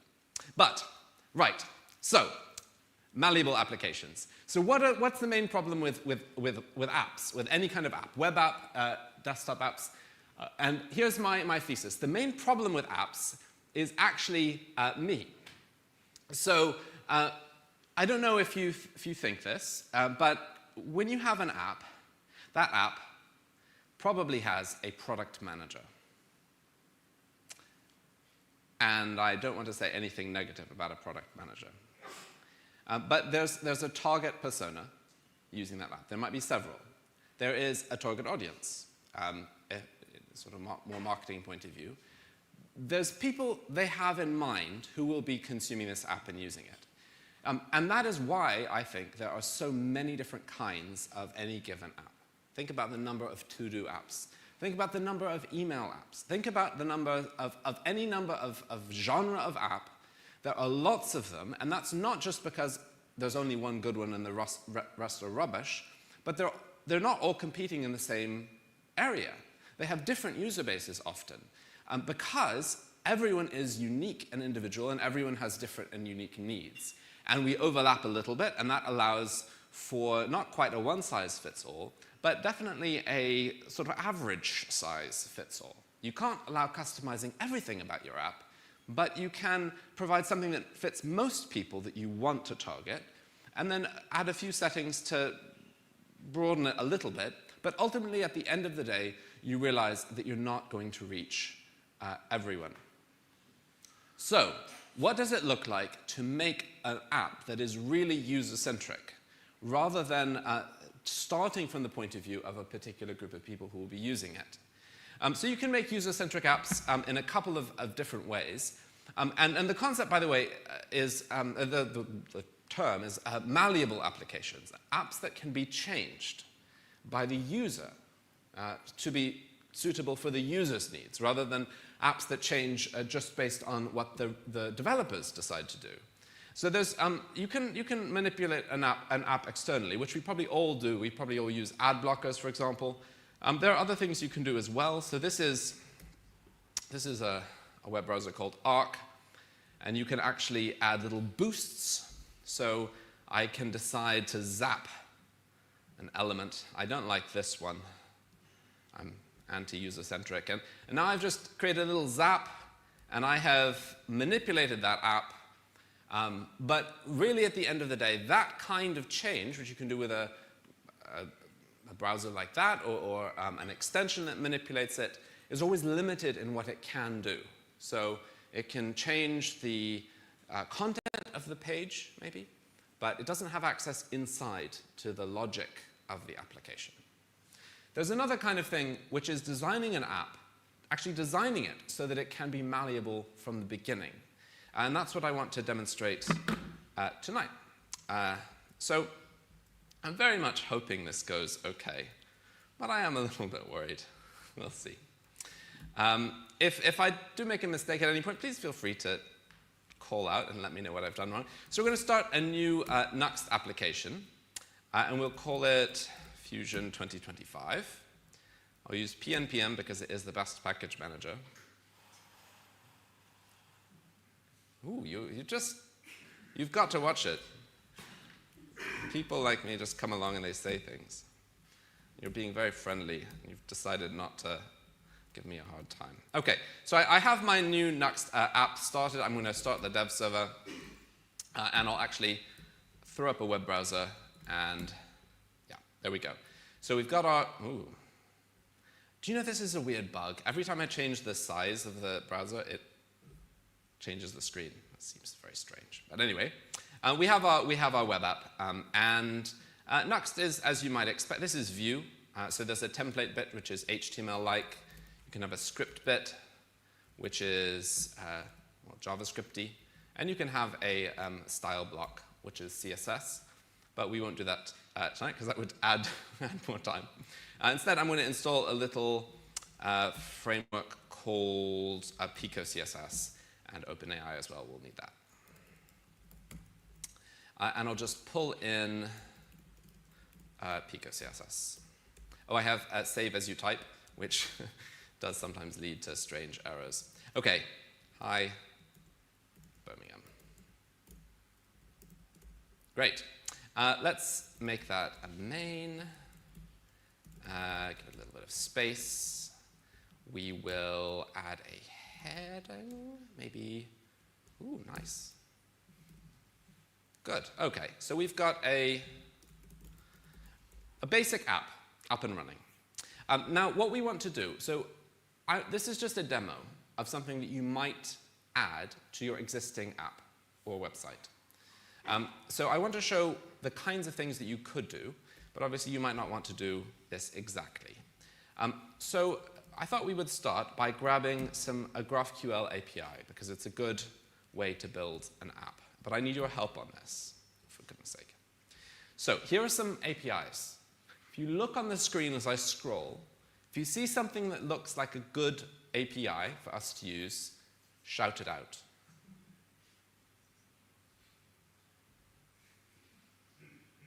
You're not impressed. You're like, come on, people. These are not that interesting. A movie database. The Ethiopian movie database. I feel... Is that working? I have never come across the Ethiopian movie database before. It's taking a while to load. While that's... If it loads, we'll come back to it. But if it doesn't load... I'm scrolling. We're running out. Like, people, I mean, I feel like I'm providing you with options. This is the curse of Tesco, right? When you're, like, honestly, smaller shops, which just give you 1 or 2 brands of toothpaste, that's what you want. You don't want 50 brands of toothpaste. I've given you 50 brands of toothpaste. Did someone else just call something out? Buses. No answer than 2 at once. Okay, the person further front, what did you say? TCG. TCG. Is that what it was? TCG Dex, a multi-language Pokemon TCG database with cards, pictures, and most... Okay, I just want to check. The Ethiopian movie database is down. So sorry, fans of Ethiopian movies. Okay, here we've got a GraphQL playground. And we've got... Yeah, okay, we've got an API. Great. Okay, we can do stuff with an API. I'm just going to copy that query. And we're going to use it here. We're going to say const query is that. Okay? Now we're going to use a data fetching utility built into Nuxt called useFetch. It just makes an API call, as you might expect. And we need to make it to this endpoint, I guess.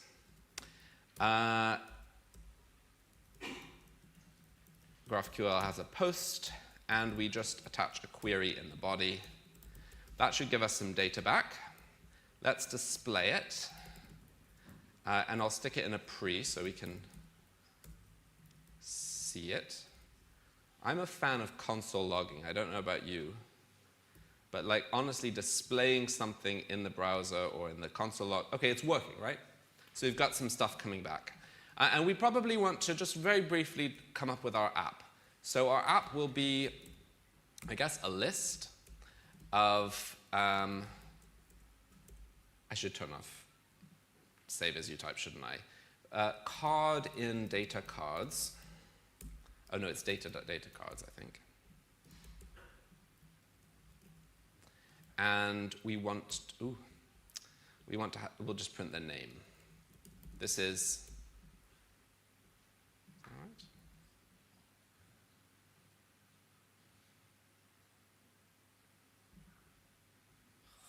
Why is this taking so long?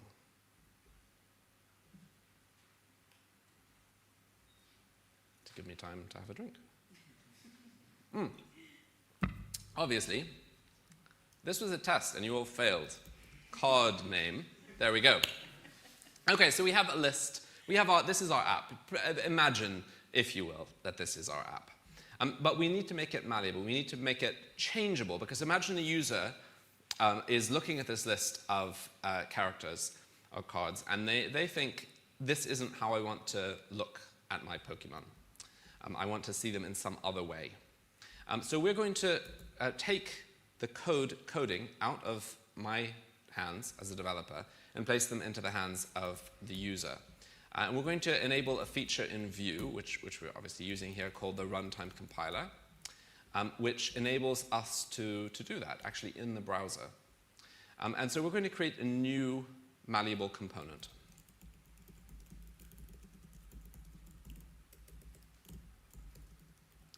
And it will have a setup function. And it's basically just going to do exactly what we did here. So we're going to take the data out. We are going to return. Now, this is a little bit advanced. Don't worry. Vue is not as bad as this, is what I'm saying. So we're basically, in our new component, we are creating a new component which has access to the data that we're fetching and has a template which is going to be this.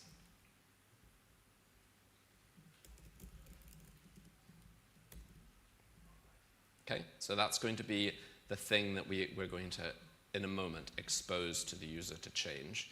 But for now, does it work? No, it doesn't work because we aren't displaying it. Yeah. Ooh. What am I doing wrong?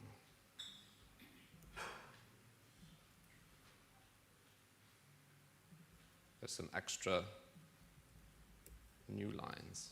Why would there be extra new lines? Delete that. It's because there's a comment. Look at this. It's rendering 2 new lines, expecting 1. I feel that's out of my hands, computer. Why should it be doing this?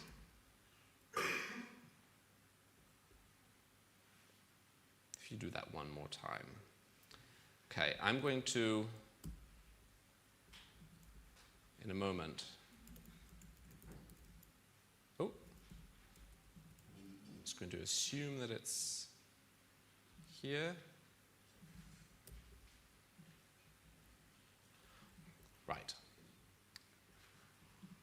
What could this be? I've never encountered this before. This, I basically invited this upon myself, didn't I?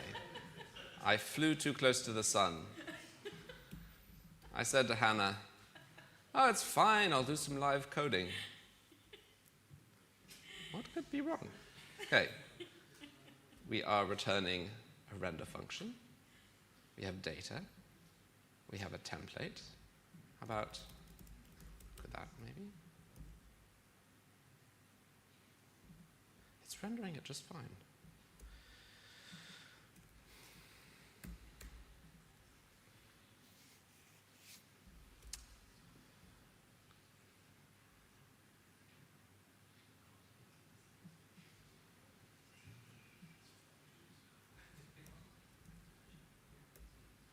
Data is a function here, but I'll try passing that. Okay. We're going to have a look at the HTML.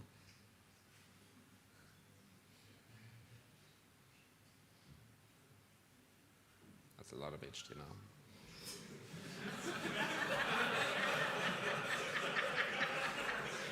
This is why it's taking so long. There's so many Pokemon.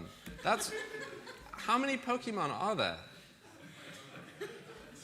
Too many Pokemon. I think people are obviously, they are not considering.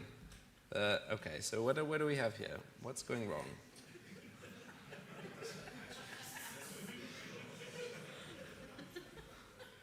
It's definitely HTML. That's true.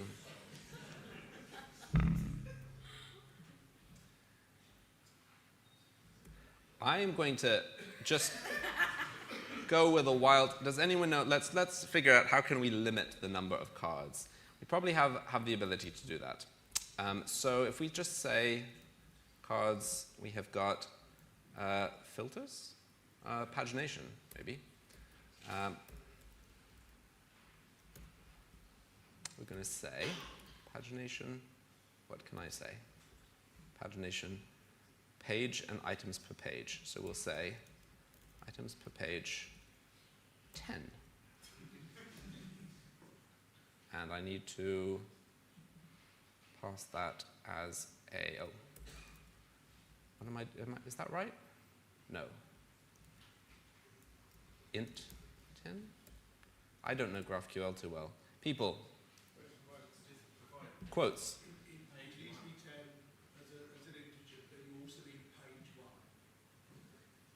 Ah. Ah, of course. Great.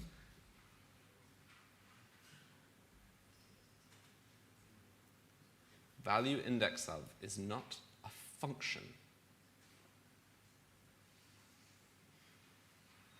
This was not what I was expecting to be doing on my Wednesday night. This is not so much live coding as live debugging.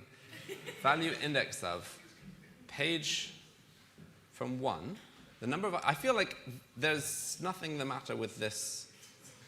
Line 2, column 3, find the cards.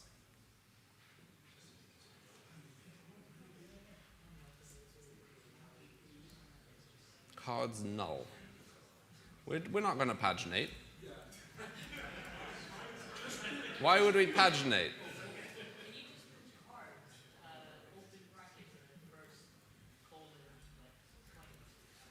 It gives me sort filters and pagination. This. I don't think it's going to work. We have filters, pagination, and sort.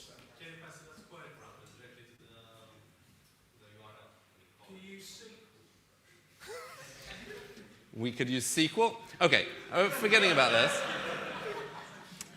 And returning, okay, the other thing we can do is basically, the other thing that we're going to do here is we're just going to turn off SSR and just deal with client side only. Ooh.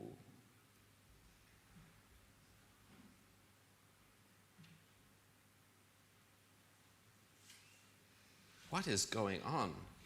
The only thing I can think of is that my auto-saving may have caused this problem for us. Let's see. Yeah, okay.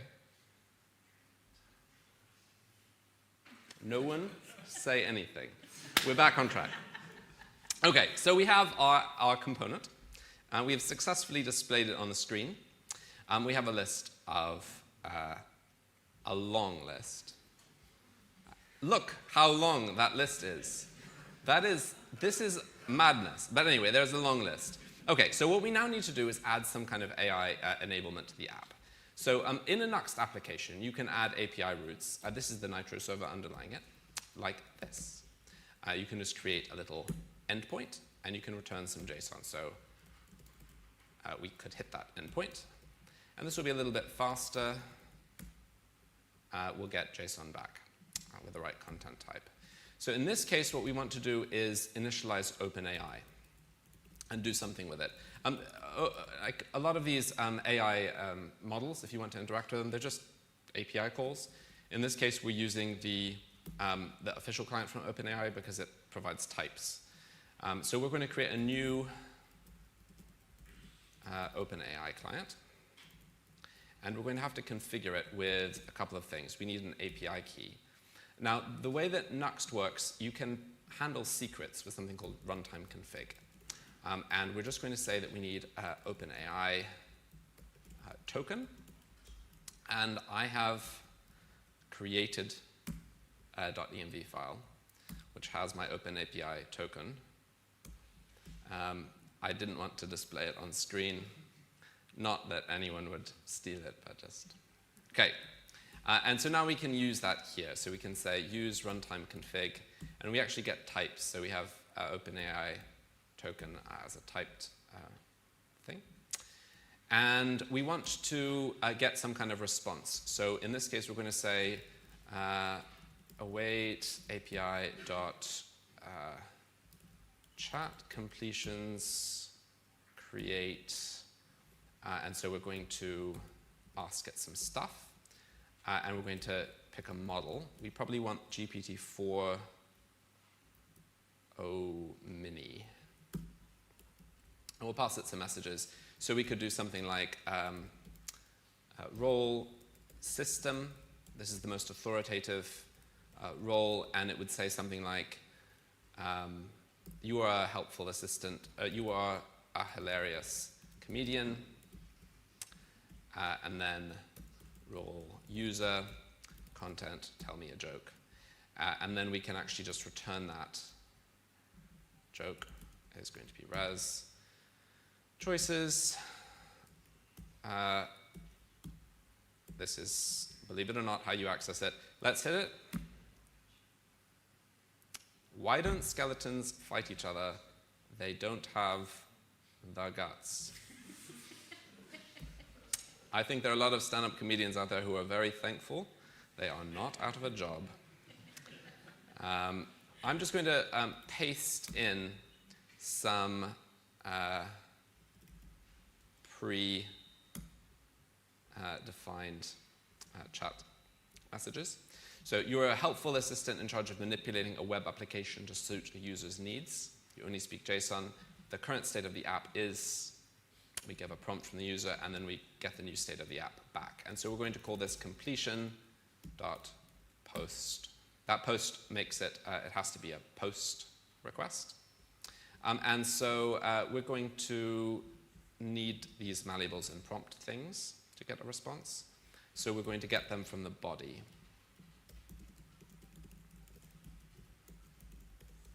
And which we'll post when we hit it.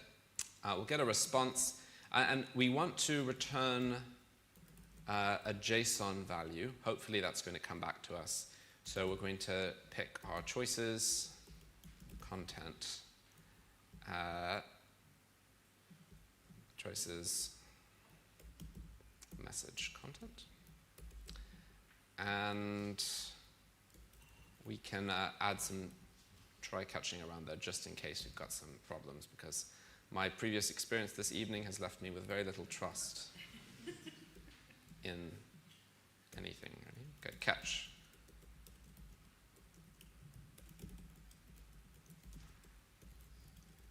Great. Okay, so we have got, I think, a endpoint that should give some kind of response. Now we have to make sure that our app is going to handle, like to work with this. Have I missed some kind of, feels too indented. Yeah. Okay. So here we are in our app. We need to create a little form that's going to let us manipulate this app. So we're going to have a form, I guess. It's going to need to have a, how do you want things to change? This should probably be a label, but we'll just leave it as a placeholder for now. We'll have a button, and we'll say submit request, and we're going to make this a, we're going to listen. So we're going to listen to the submit event, and we are going to bind the input box to a prompt, which will just be an empty string. And then we need this handle submission thing. And we're going to get in our event. We don't actually do anything with it though. So we're going to make a request. So the response is going to be, nice guess. Nuxt has there's a $fetch utility, which is going to give us typed access to our own API. In this case, it's not that useful because we're just parsing a string. So we have no type safety there, but it's fair enough. So that's going to come back with a promise of any. Thank goodness for type safety. And we need to pass in our malleables and prompt. So we're going to do that here. And we also, prompt is going to be prompt.value. Malleables, I think we can use a reactive object from view. So we can say,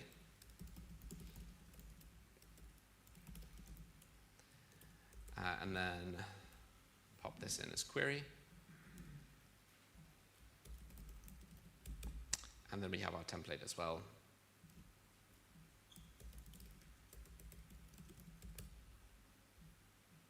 Have to update those, I think, down below. And great.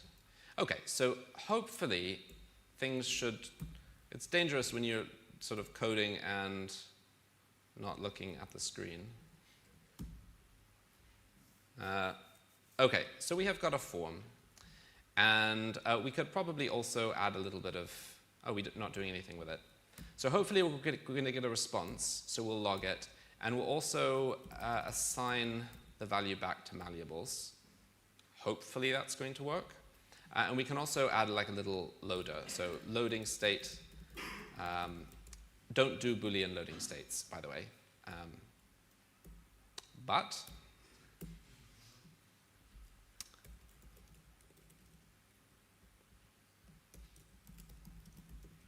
And also, I'm just going to log it out, but properly log these things, right? Properly handle them. Okay, so am I missing anything? We're basically posting it, assigning it back. And we could also do something like area busy loading. Okay, let's give it a try.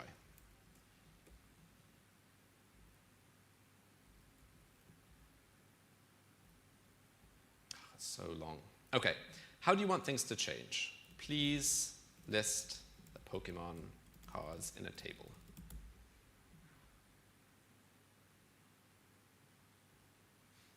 Okay. It's TR cannot be a child of table. Yes, I'm sorry about that. That is true. Okay. We'll try it again. Okay. We have a table. I feel like that's impressive. Okay, so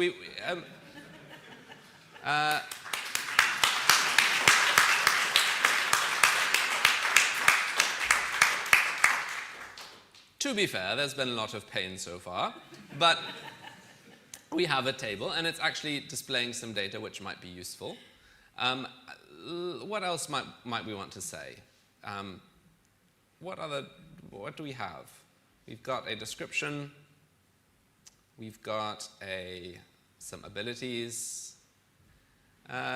Could you show me the abilities of each one and make sure the name is bolded?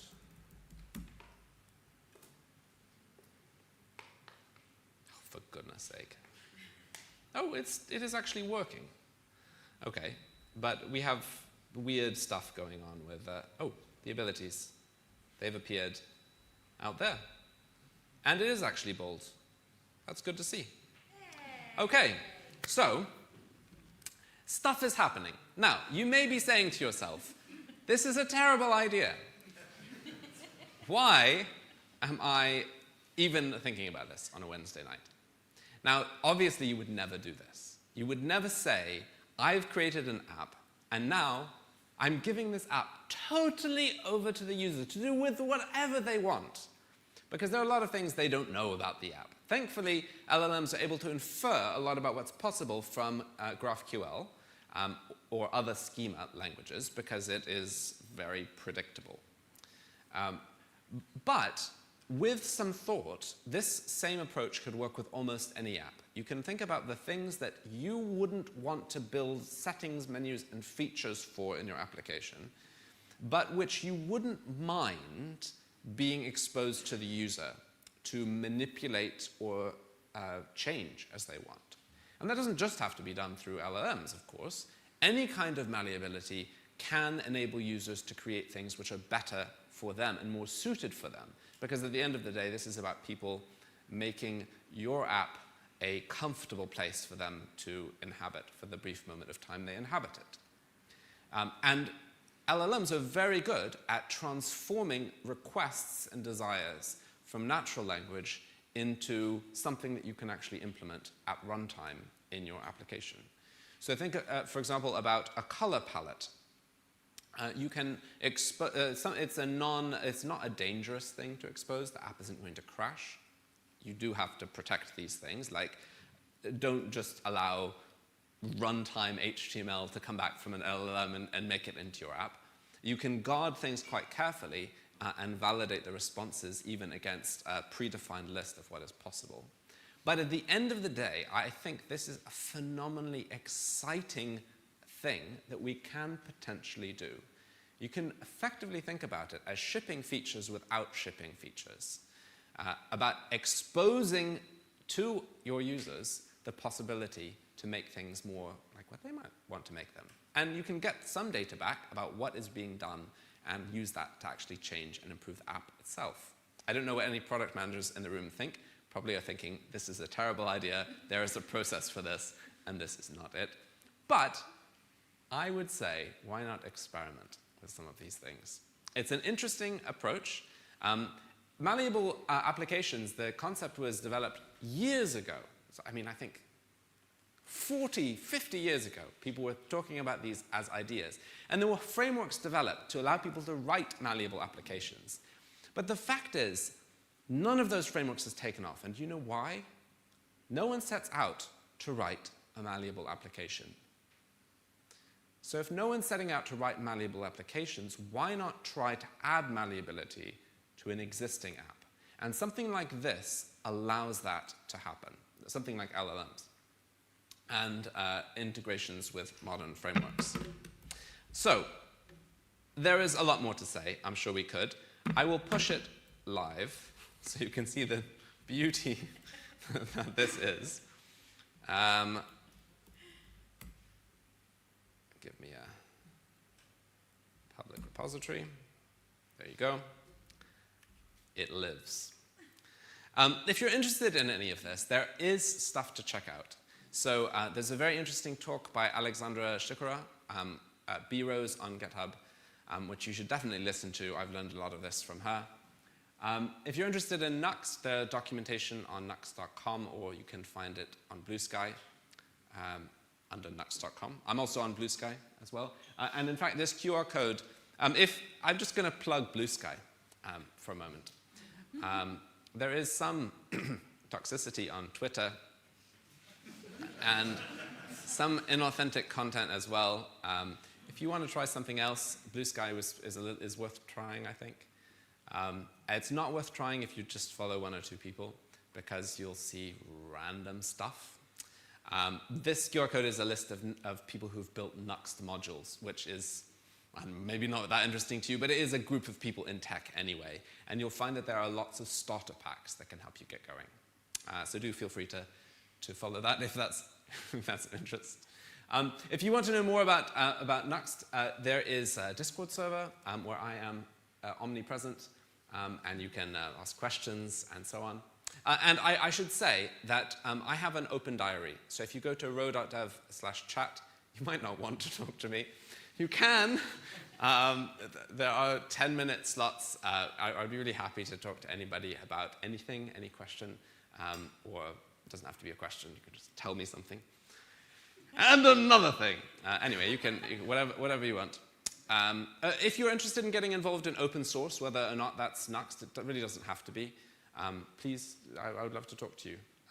If you feel like you would like to, but you're not quite sure whether you would be welcome, you look at the other people who are already involved, and you don't really feel like you're coming from the same point of view or same background, please talk to me. I would love to tell you. In most cases, open source maintainers would welcome anyone who wants to contribute with open arms. I can tell you for sure, any of my projects, I would love to have you contribute. But it doesn't mean very much if I just say that up front. If you book a call, I can tell you to your face, and then you'll have no excuse. It's been a real pleasure and an honor to talk tonight. Sorry about the bugs, but I hope I've left you with one or two things to think about.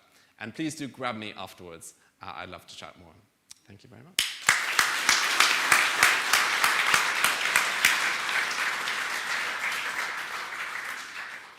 That was great. Oh,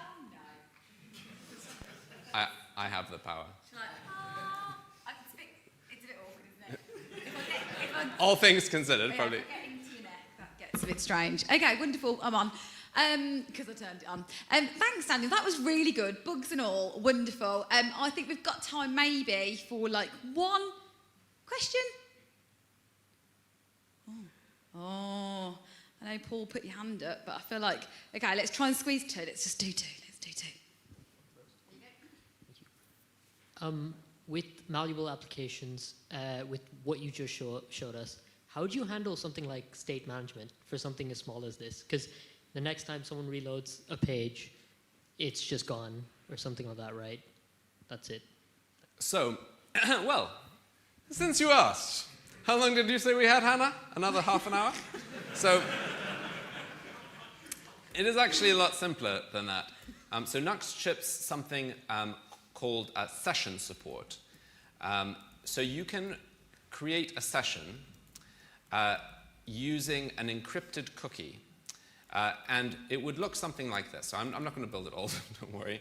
But it is not a lot harder than this. So this creates an encrypted session, and anything that, it can only be read on the server, and anything that's written to it stays in it. So if I now hit that endpoint from here, and we have a look in the network tab, you'll see that we have in our response tokens a cookie. No, maybe it's still hard reloading. Anyway, maybe we have to hit it one more time. But what will come back, oh, it's this one. We have a cookie. And in that cookie is an encrypted session. You can use something like Ion Crypto in a non-Nuxt app for the same kind of thing. The great thing about cookies for storing state is that they're stateless, in that they don't require your request to go to the same server every time. So it works very well with serverless or workers. And it means that you could do something like store your every prompt that you make in a chat history, which is purely cookie-based and doesn't rely on browsers. And that absolutely would be the next thing that you would want to do. You'd want to know, what have I requested in the past? What was the original state of the app? Because you can imagine, in this scenario, quickly getting to a broken state and having no recourse but to refresh, and then everything's lost. So something like that would, and we could build it in 5 minutes, but I have greater kindness than that. But yes, that would be what I would reach for. Thank you. Would you mind, Paul, so much if you redirected your question to Daniel via his chat? Or, Daniel, are you going to come to the pub? Yes. Yes, yeah. Okay, so with that, I'm going to say a massive thank you to Daniel for joining us tonight.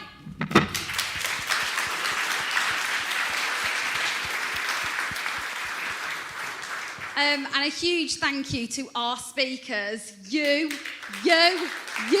awesome lot, and Gavin, wherever he is in the world. Thank you for coming along tonight. It is the end of Fusion. So thank you so much. We are going to head to the Cozy Club as per usual. So if you don't know where it is, grab one of the Fusion people and they'll be able to take you there. And hopefully we will see you back here in May. Have a good evening.